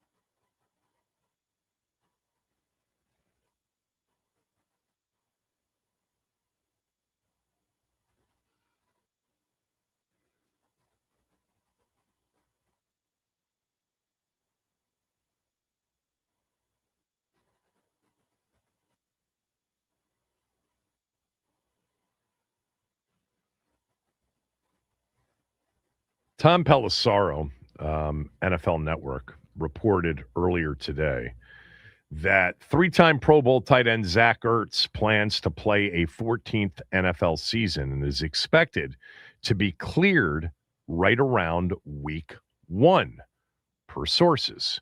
He's 2 months into rehab from a torn ACL. He ranks 5th in catches and 8th in yards among tight ends in NFL history. God, I had no idea that he was that high up on the tight end list, including 50 catches for 504 yards and 4 touchdowns in 13 games in 2025. He will be a free agent. He is not under contract for next year. He's one of Washington's 29 players that will reach unrestricted free agency on March 11th. It will be interesting to see what Zach Ertz decides to do, or what the team decides to do with Zach Ertz. If you missed this story from yesterday, the Falcons used a franchise tag on Kyle Pitts. That's about a 1-year, $16 million-ish. That's the average of the top 5 for tight ends deal. But the Falcons are tagging Kyle Pitts. There's discussion that they will try to come up with a long-term deal for Kyle Pitts. I think that there's, with the new regime in Atlanta, with Ian Cunningham as the new GM, Matt Ryan, by the way, is the team president, and then Kevin Stefanski is the coach. Man, I think that there's going to be some wait and see on Kyle Pitts. You got to be careful, because if he ends up blowing up, and he really started to show some signs of consistency towards the back half of Atlanta's season this past year. But, what is he? Is he among the best tight ends in the game? Talent-wise, he's there. He's just never really realized that talent. In terms of tight ends, Cade Otton, Isaiah Likely, I like Chig Okonkwo. He's been in Tennessee for the last few years. I saw him play a lot at Maryland. He was drafted out of Maryland. He has not had a quarterback at all in Tennessee. I think he is equally as strong as a blocker as he is as a pass catcher. I had Logan Paulson. You guys heard some of that conversation on yesterday's show. Logan thinks that addressing tight end in free agency, along with potentially running back, are better chances than addressing receiver in free agency. And he likes Okonkwo as well, likes him a lot. And he thinks that makes a lot of sense for the system they will be running. Now, the question about Zach Ertz is, would you? He is certainly a favorite of Jayden Daniels. I mean, this is a guy that, with his size, with his route running ability, and he's more of a pass catching tight end. I don't think there's any doubt about that. I think we would all say Zach Ertz is not what you would call an elite level blocker at this point in his career. He's a 35-year-old pass receiver that plays tight end at 6'5" to, whatever he is, 250, 260, and a really good one and a really reliable one. And man, did Jayden love him some Zach Ertz in 2024. 66 catches, 7 touchdowns, 654 yards. And he had a good season this year catching the football as well, even though obviously he missed the final 4 games of the year after getting hurt in Minnesota. You got to be concerned about, him bouncing back, but Pelissero says on track for week 1. I'll tell you what, I don't have a problem with them bringing back Zach Ertz. I don't. I would rather they use free agency to get a proven guy like an Okonkwo or an Isaiah Likely, who is really, I think, a true pass-catching tight end and has some very special qualities to him, other than, barely not getting the foot down against Kansas City in the opener in 2024 and then having that ball in his hands but out against Pittsburgh in a late-season game in Baltimore that cost them a chance really at the postseason more than anything else. But I would not have a problem with them bringing Zach Ertz back. Now, I wonder if Ertz is more, a fit for a Kingsbury or a Philadelphia-style system, with a quarterback that's in shotgun more. Look, the tight end is important in a scheme a Shanahan-style scheme. First of all, they got to be able to block, but they end up being very often that first layer, if a fullback isn't, that first-level receiver on bootlegs. Certainly the mid-level on play actions. I wouldn't have an issue with them bringing back Ertz.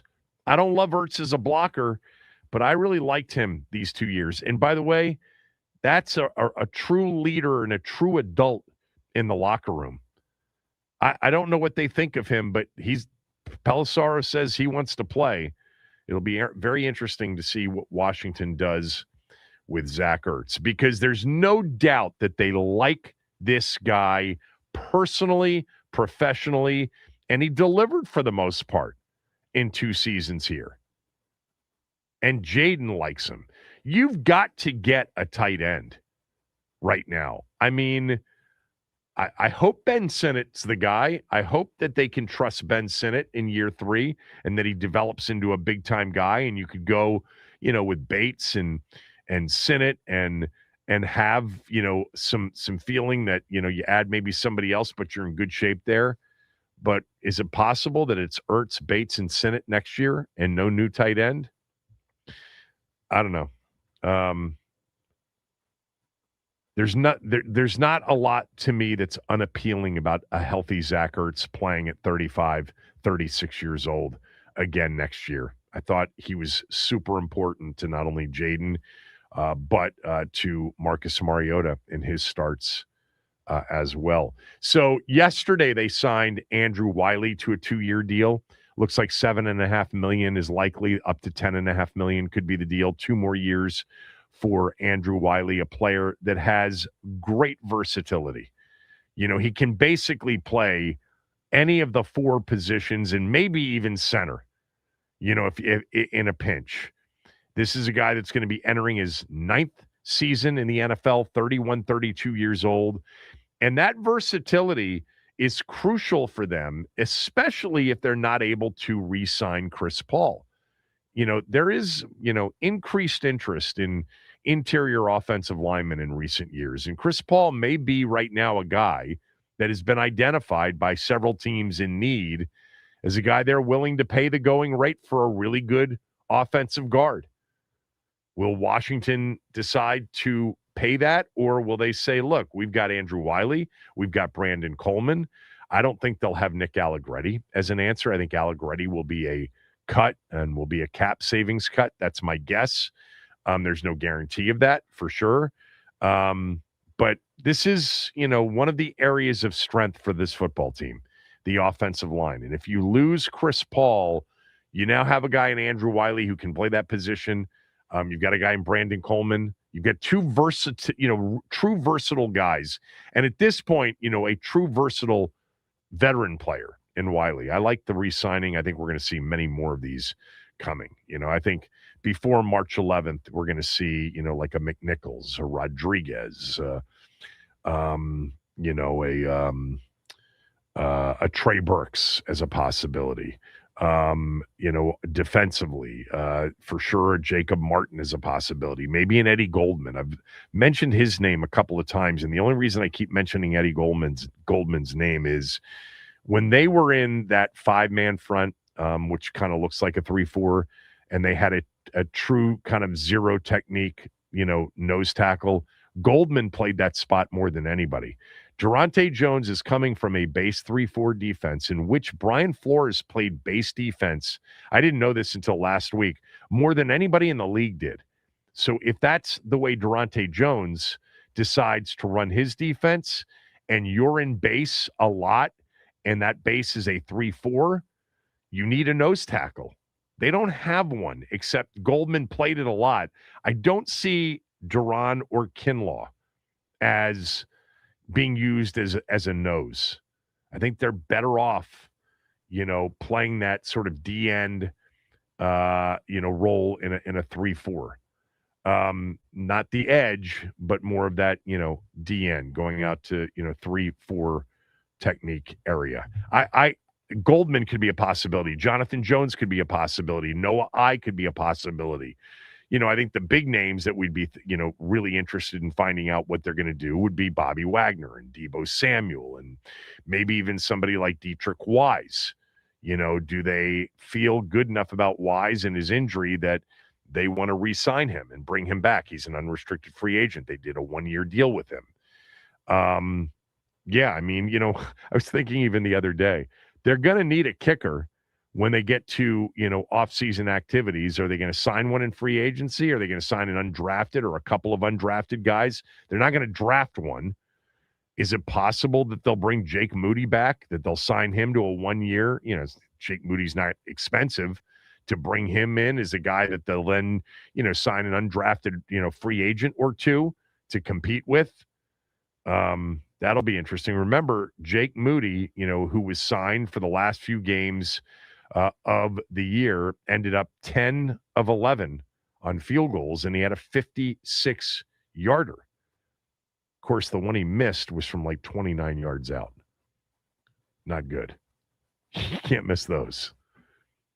He missed that, short one for Washington against Philly in the season finale. Game that was not necessarily super important. All right. We're expecting Adam Peters to address the media in Indianapolis at 12 noon. We'll carry that, and then we'll follow up on what he says. I think this is the time of year, the Indy Combine, where personally, I think from a fan standpoint, it's very overrated in terms of what you can pull. I know a lot of people live for this, and then it dictates their draft boards or how they think about certain players. I will tell you what's been told to me before about the Indy Combine, that the actual most important days are today, yesterday and today, the interview days, where they're able to sit down with a prospect face-to-face for the first time with their true leadership in the organization, not just scouts. So these interviews are first impressions, and very often they are lasting ones and very, very much impactful and influential in who a team picks.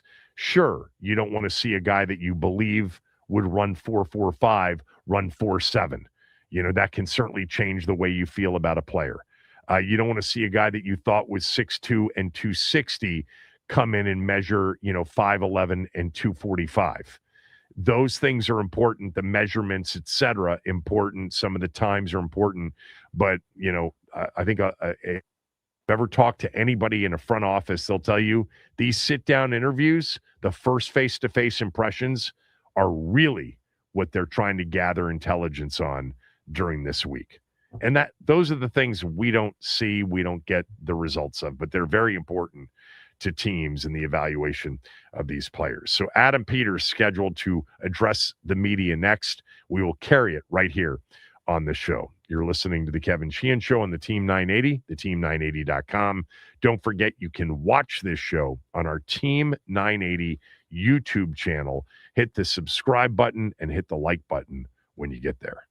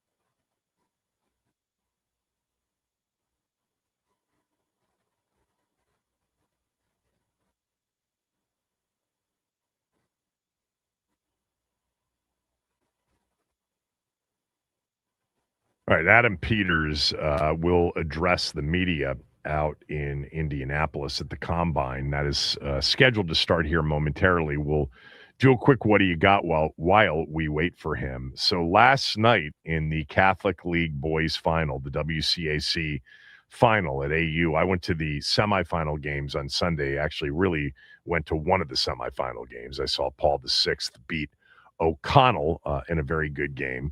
But last night, in what some are saying is one of the greatest WCAC championship games ever, in double overtime, Paul VI beat St. John's 82-76 with Jordan Smith, who is the player of the year in the area and one of the greats to ever come out of this area. He's headed to Arkansas next year to play for John Calipari, the number 3 player nationally per ESPN's Top 100. Paul VI, by the way, number 1 in the country.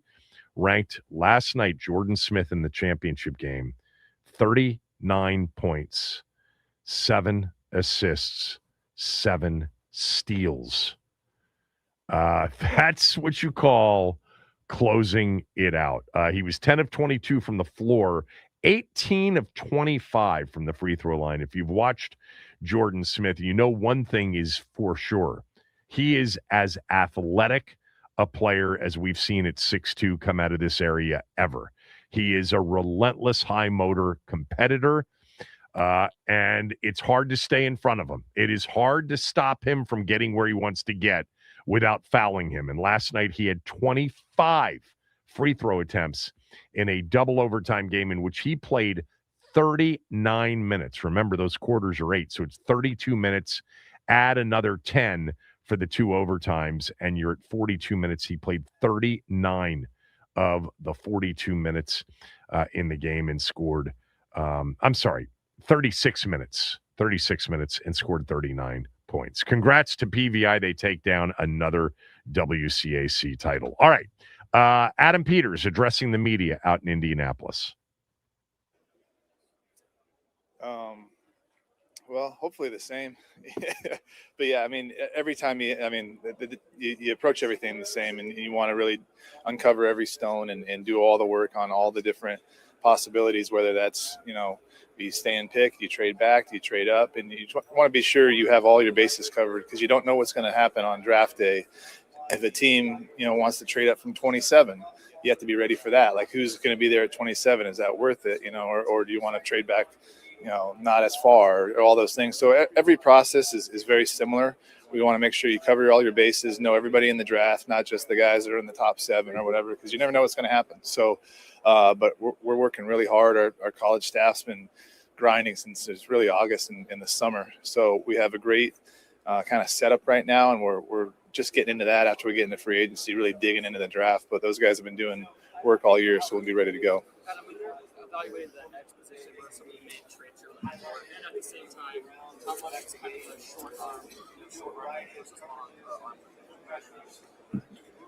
Yeah, I think, answer the first question, evaluating the edge, just guys that, fit your scheme and your profile. And we have new scheme this year with Durante. And so, but I think a lot of that stuff carries over. If you're a really good pass rusher, you're always going to, pass rush is going to weigh more than run defense, especially the way this league is. But ideally you want Myles Garrett, that's who you want, but there's only one of those guys walking on the face of the earth. So, but a lot of those same traits, right? And, long, fast, explosive, can turn the corner, can finish, all those things. In terms of guys with shorter arms, and there's a few in this draft that are really, really good players. It's, arm length is, I can go into days on this arm length thing, because every time you measure somebody's arm, it could be 30, 31, 32, 33, just depending on who measures it. So you get a pretty good idea of how long their arms are with that, but you really, how well they play with whatever length they have. Some guys have shorter arms that play with great length and extension all the time. Some guys have really long arms that don't use their length as well. So, it's great to have that length, but it's also how they use it and how it comes out on the tape. And so some guys can excel with shorter arms by doing things differently, but, ideally you always want to have err on the side of a longer person. Yeah.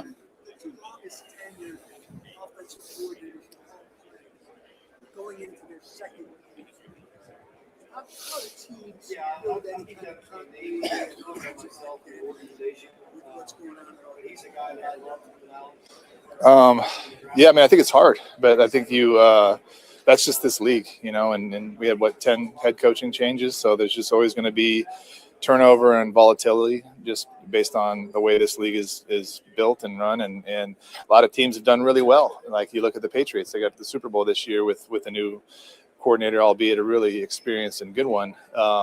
So it just matters, how quickly you can implement that. And so, when you do that, what's your plan? Like how are you building that for success with the players that you have, starting as soon as you hire them? How are they building the installs? How are they teaching it? And how quickly can the players learn and adapt and excel in it? So, yeah, sure, it's hard. It really is. But, that's our jobs. Yeah.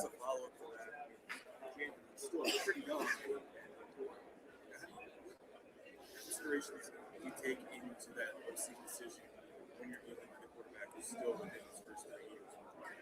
Yeah, I think, with Jayden, all of our decisions are really in consideration of him. And this one, especially with keeping David Blau and their history for the last 2 years of working together. So that helped a lot, and that gives us a lot of confidence. They have an incredible working relationship, and David's an incredible coach. So that will help speed up the process for sure, where you don't have the getting to know kind of trust building factor. That trust is already built.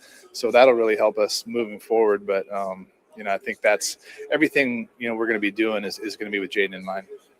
The expectations you guys are going to move on from Lattimore. You guys made a final decision? No, we haven't made it a final decision there. There's a lot of things that go into that. And, we'll still have a few more conversations, Ben. But, until then, he's still on our team.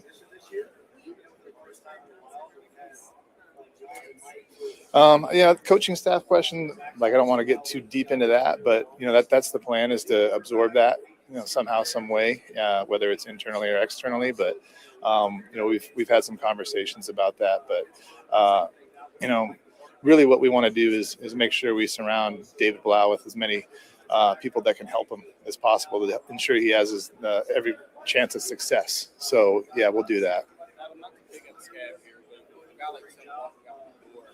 Success with finding those late round gems and those guys being such contributors to the guys on this roster.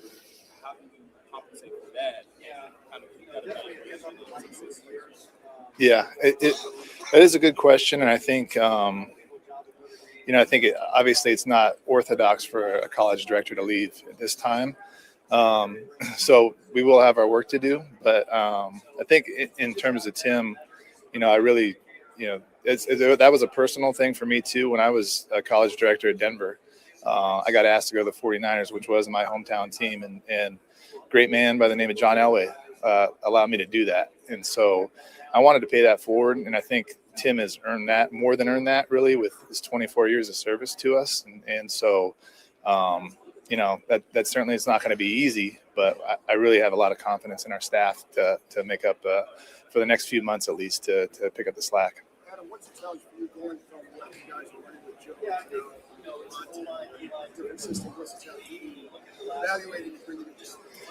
Yeah, so that's a really good question, John, and I think it's going to be a little bit different in terms of the players we're looking at and looking for, and what we're looking for in those players. A couple weeks ago, after we hired Durante, and both him and David did an incredible job for us. They presented to the whole football staff, their vision for offense and defense. So David went first and talked about offense, our vision, our scheme, and then got into the particular players and what we're looking for in those particular players. And they painted a great picture for us. And Durante did the same. And, it was really super impressive. First of all, those guys are both really, really smart and really, I'm really excited about them. But Durante did a great job of painting the picture of what we're looking at in this and how the front's multiple. So it doesn't have to be, it's not just super specific, but if a guy can do multiple things, then, the versatility is probably more of a premium now. But in terms of that, they've done an incredible job painting a picture for us and giving an idea of what we need to go do to help them find those players. So, and then now that's our job to go find them. Adam, you Adam Peters addressing the media out in Indy. We'll carry this for a little while longer. I know it's a little hard not hearing the questions, but you're getting the gist of it with his answers, so we'll stick with this for just a little while longer. We've been having talks, and we've been having good and productive talks with Laramie and his team, and we're as motivated as ever to get that done. But I don't want to put a timeline on it. Obviously, I don't think either side wants to drag it on, but I don't think the league year is anything that's going to be a deadline of sorts.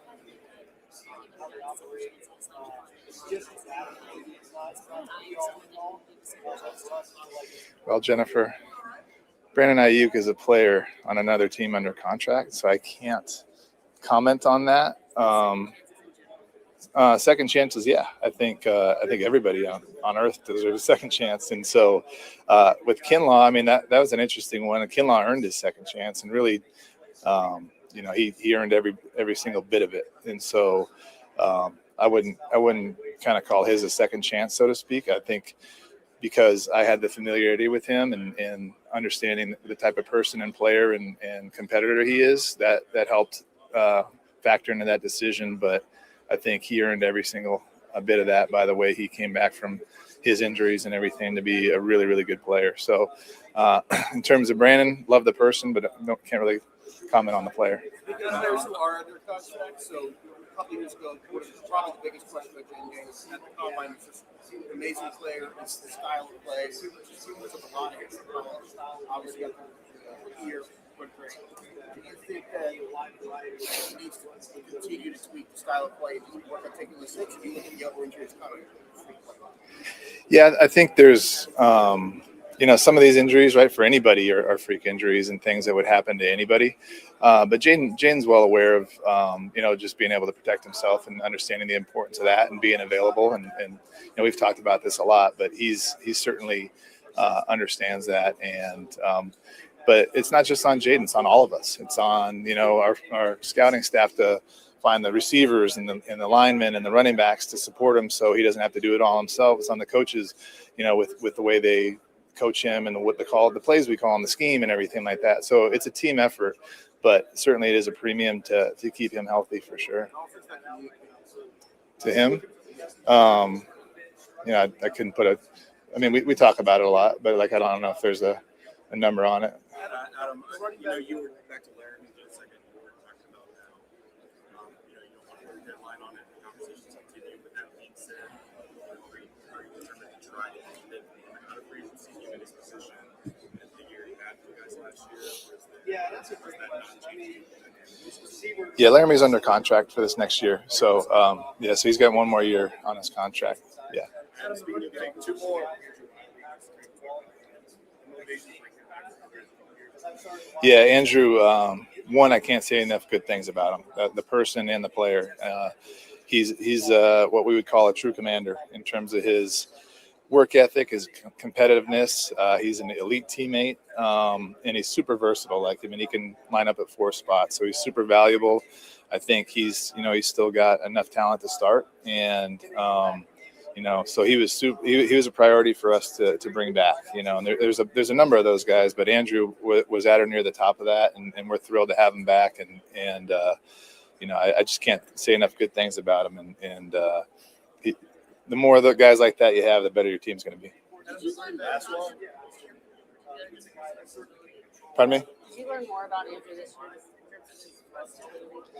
Yeah, I think I learned a lot about him this year, and just the type of human being he is. We had a contract that we had to restructure last year, and the way he responded to that is better than I could ever imagine myself responding like that. He is an outstanding person, a team first person. And so that was the first part, but just being around him for another year as a human being and understanding what he means to that room and to the offense in general, just really impactful in a lot of different ways. And then obviously you get onto the field, and a lot of it's, first it's the selflessness of going wherever we need him to go to help the team. And then 2, his talent and versatility to go to. It's really hard to move from left to the right, from inside to outside. So you have to have a lot of talent and just really a great work ethic to be able to do that stuff. So Couldn't be more impressed with him as a person or a player, and really honored to be working with him. All right. Thanks, AP. All right. Thanks, guys. Adam Peters, everybody, out in Indianapolis. Nothing earth-shattering there. Can't talk about Brandon Ayuk. He is a player on another team under contract. Isn't necessarily driven by the league calendar for Laramie Tunsil. Remember, Tunsil's under contract for the upcoming season. They would like to negotiate, and it sounds like they have been working on negotiating a long-term contract extension for Laramie Tunsil. You'd want to get that done before the season started, but there's not like a deadline to get it done. Really, the deadline would be the beginning of the 2027 season. Although, would he do what Terry did, which is hold out if he doesn't get the contract extension, or hold in? I don't know how it would play out. You'd rather not have that happen again in this upcoming offseason. You'd much rather, have it done before you get to even mini camps. Anything that's mandatory, get it done before then. And then we won't have that drama over the summer. I still don't think he's the only contract extension possibility. I think that there's a chance with a guy like Frankie Louvu to get him, because I think he looks like the perfect fit for the Durante Jones scheme. All right, we will take a break. When we come back, the international schedule in the NFL starting to clear up a little bit, and the list is dwindling as far as Washington's possibilities. Max Crosby, yes or no on being traded. Some other NFL news, including Mel Kiper's latest mock draft just out a few hours ago. We'll get to all of that and more after this. Kevin Sheehan Show, the Team 980 and the team980.com.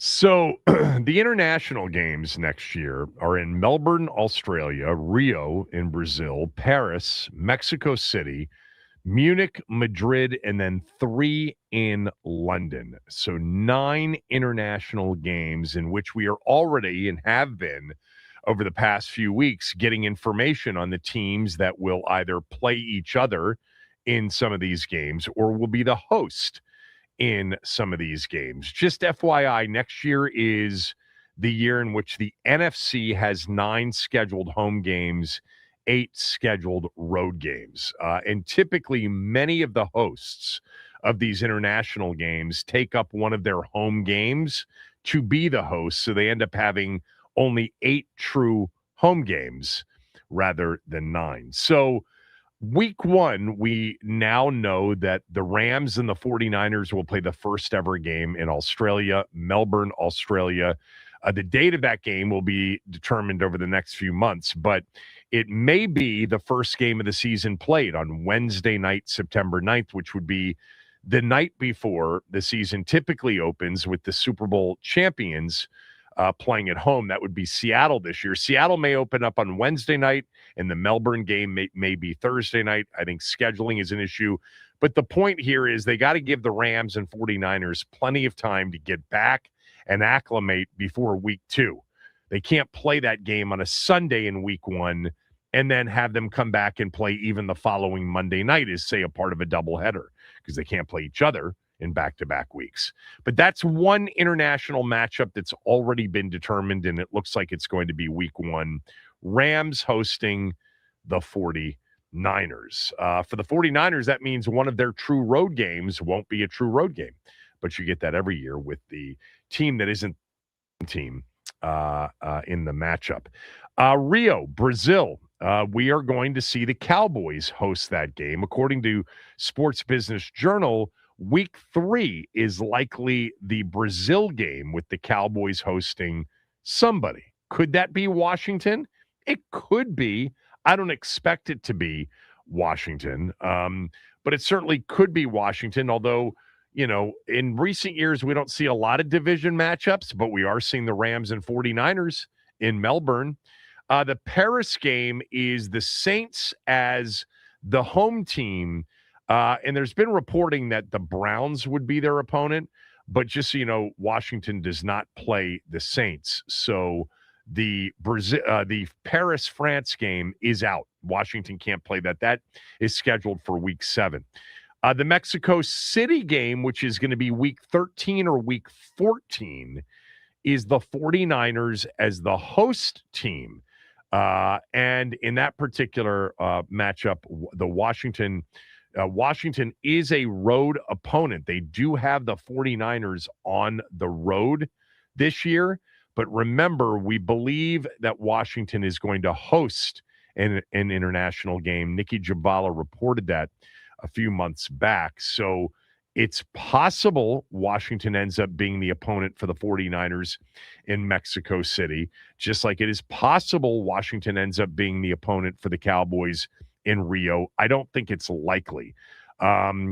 Then you have a game in Munich, and news today about the Munich game. The Lions will be the host of the game in Munich. Washington does not have a road game against Detroit this year, so Washington is out for the Munich game.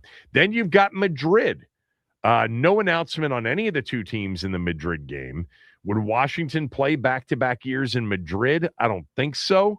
I don't think, you know, all of a sudden, like, you know, the UK sort of adopted Jacksonville as a home team. I don't see Madrid adopting Washington as a home team. Washington doesn't want to give up home games every year. Jacksonville, when they started doing this, they didn't have, you know, the crowd demand.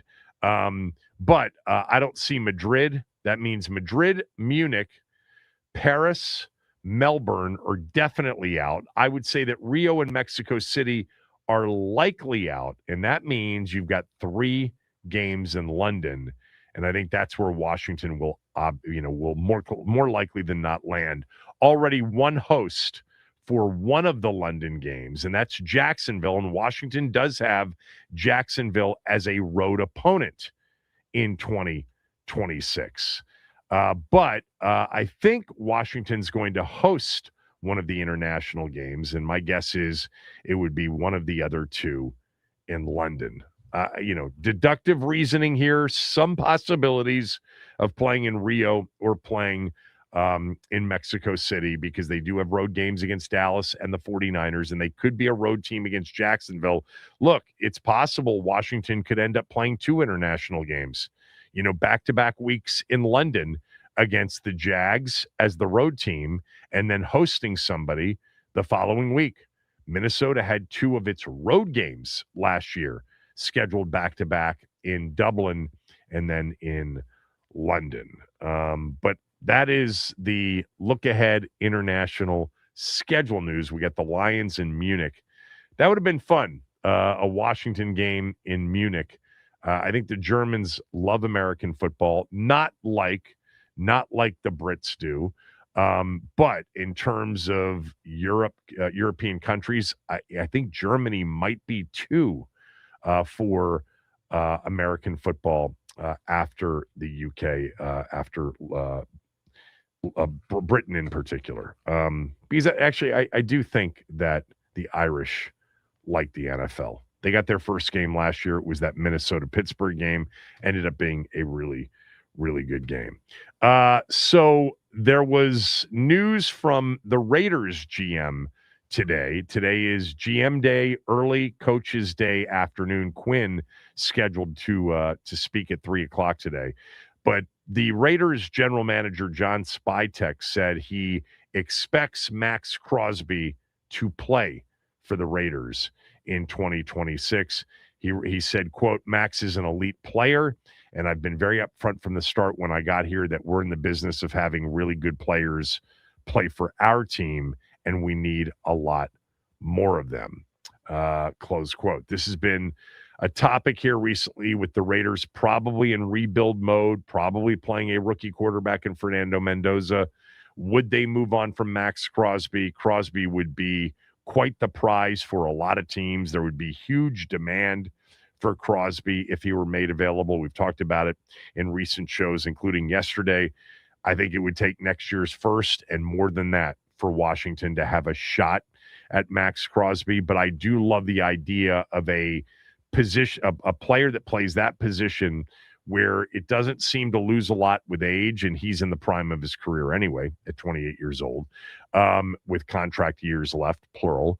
And, you can kind of, pretty much take him from one spot to another, and it's not necessarily scheme dependent. He's going to perform at a high level. He is a true known, as much of a guarantee as you can have in bringing in, whether by free agency or by trade, a player with a big name and with star results. And he's got star results. And, I would love to have Max Crosby, even if it were opposite Dorrance Armstrong and they didn't add anything else. But it looks like the Raiders are going to keep him this year. Mel Kiper came out with his latest mock draft. And Washington picking 7th, he's got Sonny Styles, linebacker, Ohio State. We've seen a lot of players here now mocked to Washington. Caleb Downs, by the way, Kiper has going number 2 overall to the New York Jets. It would be the highest slot for a safety since Eric Turner was selected number 2 overall in the 1991 draft. We've seen a lot of Caleb Downs to Washington at 7, in part the idea that he would drop to 7 because the position is not a position typically that gets taken in the top 10.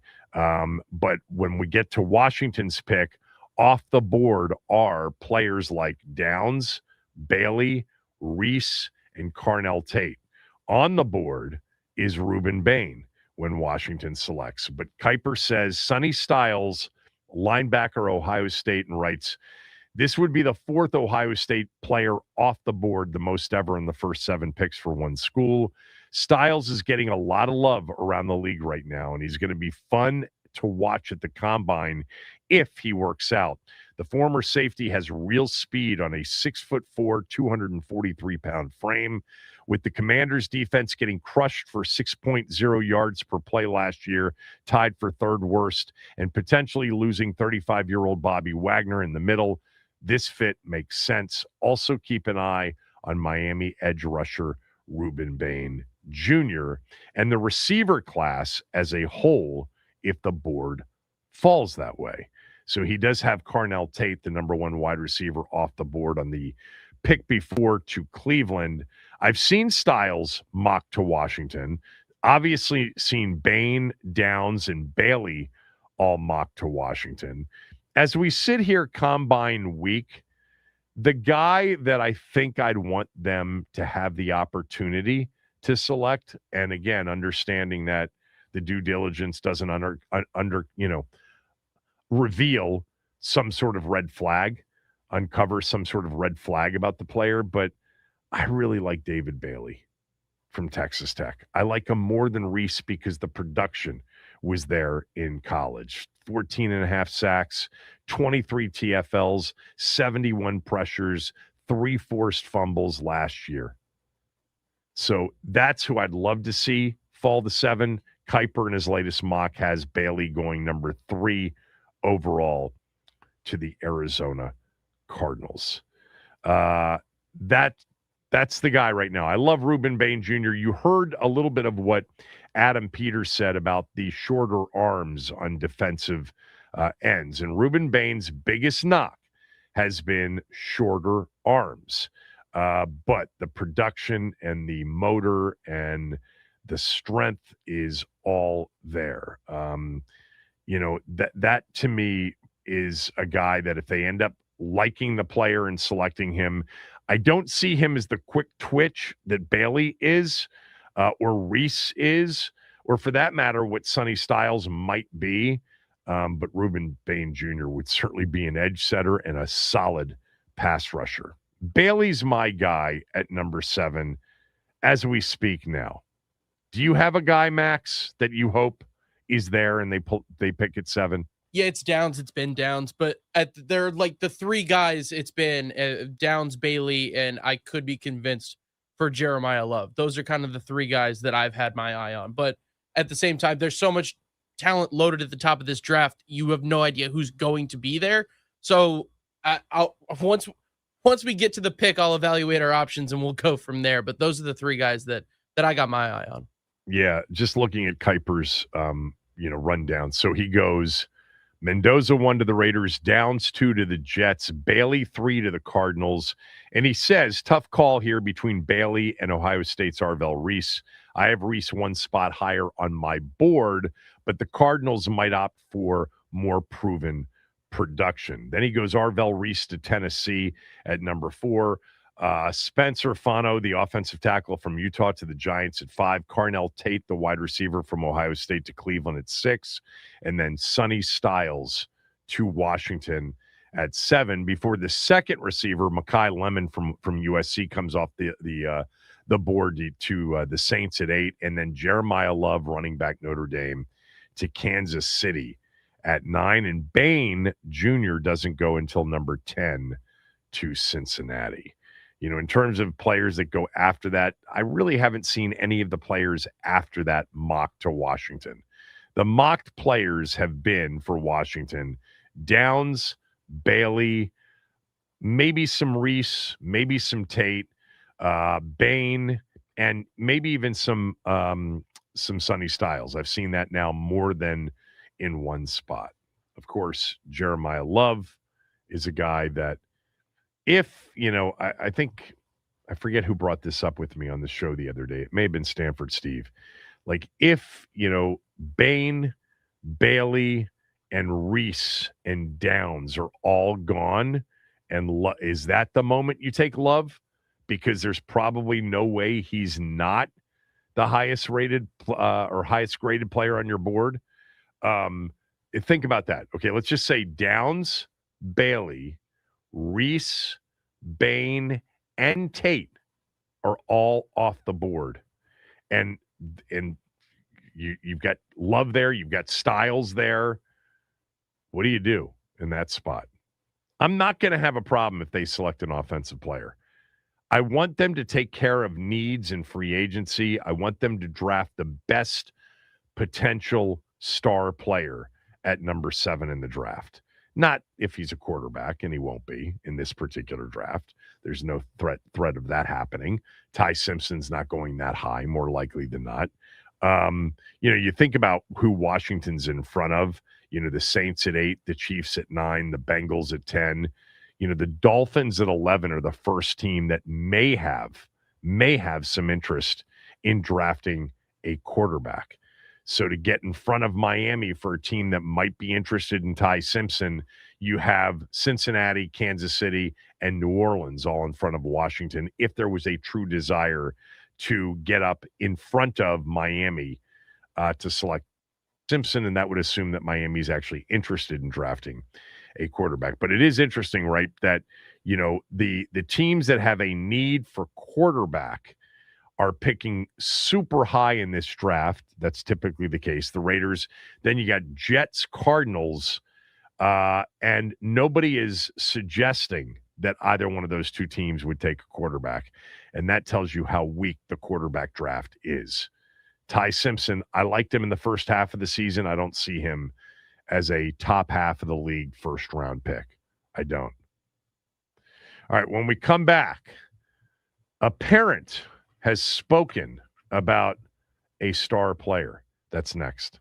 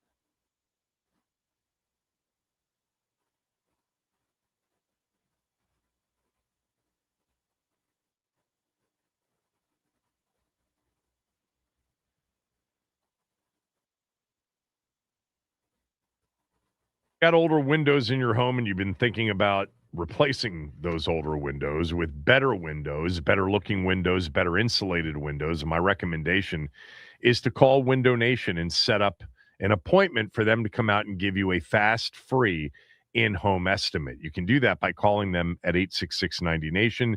You can also do that by going to windownation.com, mentioning my name. It'll take an hour or less. They'll schedule it for when it's convenient for you. You'll actually find out which windows in your home need to be replaced. But if you decide to move forward after Window Nation leaves you with a quote, and they won't bother you, they won't pressure you, you're not obligated to make a decision at any point. They'll wait it out with you. You can shop the deal. But if you decide on Window Nation, you're going to get 4 free windows with every 4 purchased. That's essentially half price. You're going to get an extra 10% discount because you're purchasing during the month that Valentine's Day is celebrated in. And then if you choose to finance the purchase, you won't pay anything for 2 years. No down payment, no monthly payments, and no interest charge until the year 2028. Window Nation is the best. I've been working with them for 17 years. I mean, legitimately, never had a complaint from anybody that's used Window Nation based on my recommendation. They take care of everything for you. They get it done right the first time. 96% of their installs require no follow-up service. They offer a lifetime warranty, so there's really no risk. All I ask is give them a shot. 866-90-NATION, windownation.com for buy 4, get 4 free with no money down, no monthly payments, and no interest for 2 years, and then add another 10% off after that. Window Nation's the place to go. I promise you it'll work out for you. Last night there was a big college basketball game. Man, we're getting these, Max, every other night, a heavyweight matchup. And last night was Houston, who, Kelvin Sampson's team is coming off losses to 6th-ranked Iowa State, 4th-ranked Arizona, and then last night they were at Fog Allen to play 14th-ranked Kansas. Meantime, Kansas, was coming off their own loss to Iowa State a couple of games back and a loss against Cincinnati over the weekend. Cincinnati's not very good. This was a desperate spot for Kansas against Houston, and they knocked Houston off. They kind of dominated the game, but per usual with a Kansas game, the story was Darren Peterson, the, projected number 1 pick in the NBA draft, certainly the, guy that gets mocked number 1 more than anybody else, but he's also become a very controversial figure because he just doesn't play a lot. The starting lineup for Kansas has only been together for a limited number of minutes this year. It's like barely top 20 in the country for the minutes that their starters have played together. And that's because Darren Peterson has been out of games, ankle soreness, stomach cramps, flu-like symptoms. The game that really got everybody up in arms was number 1 ranked Arizona, undefeated at Fog Allen 2 weeks ago, Saturday. And 5 minutes before tip, he told Bill Self, the head coach of Kansas, yeah, I'm not feeling well, I'm out. And so major kind of red flags on Darren Peterson and what this season really is saying about him as a player. Well, he did play 30 minutes last night in a game in which Kansas beat Houston 69-56. He had 14 points on 5 of 14 from the floor, 2 of 7 from behind the arc. I've seen him play some really good games, and he is an effortless scorer, and certainly looks like a number one. But I mentioned this yesterday. At this point, I don't think there's anything resembling Cooper Flagg with either him or Cam Boozer or even AJ DeBonsa. I don't think there's anything even remotely close to Victor Wembanyama in terms of the number 1 overall being, pretty much a guaranteed lock to be a top elite level player. But after the game last night, Darren Peterson's father weighed in on all that has been discussed about his son. First of all, his son did describe himself the other day in an interview as, quote, an antisocial loner, closed quote, and said that he is not really paying attention to all of the criticism. Dick Vitale, I didn't see this, but I read this as part of the story about last night. Dick Vitale apparently referred to Jordan Peterson as his nickname should be DNP, as in did not play. And he wanted, Self to essentially divorce himself from Jordan Peterson at this point in the season. But Peterson said something, has to be said, and something is being said after every game. I don't really pay attention to it anymore, close quote. But Peterson's camp, they refer to these players as having camps, weighed in. They broke their silence this week. And the first quote came from Darren Peterson's father, who said the following, quote, "You can't pray for rain, then complain about the mud. We embrace what comes with this journey, the good and the bad. I'm so grateful for this year, this season, and for what's to come. It's taught so many life lessons to prepare Darren and our family for what he's about to go through, being the number one pick and future face of someone's franchise in the league." Closed quote. I mean, there's no guarantee he'll be the number one pick, but his talent certainly suggests that he should be considered very seriously as the number one pick. Look, there's a lot of season left, and the season that gets part of the season that gets noticed the most in college basketball is in March. And if he goes out and has himself a Danny Manning kind of a run in March, for those of you unfamiliar, Danny Manning basically strapped the Kansas Jayhawks to his back in 1988 and took them as an 8 seed. I think it was an 8 seed, 7 seed or 8 seed. Villanova was an 8 seed. Maybe Kansas was a 7 seed when they won it, but took them to a title, and it was Danny Manning and the Miracles. They've got some good players, the Kansas team does. Jordan Peterson is their most talented player. It'll be really interesting to see what kind of March he has, because I think he needs to, at the very least, participate consistently. He's got to be involved in playing in every single one of these games and not begging out during a game for cramps or flu-like symptoms or missing a key game. You cannot have that at this point in the season.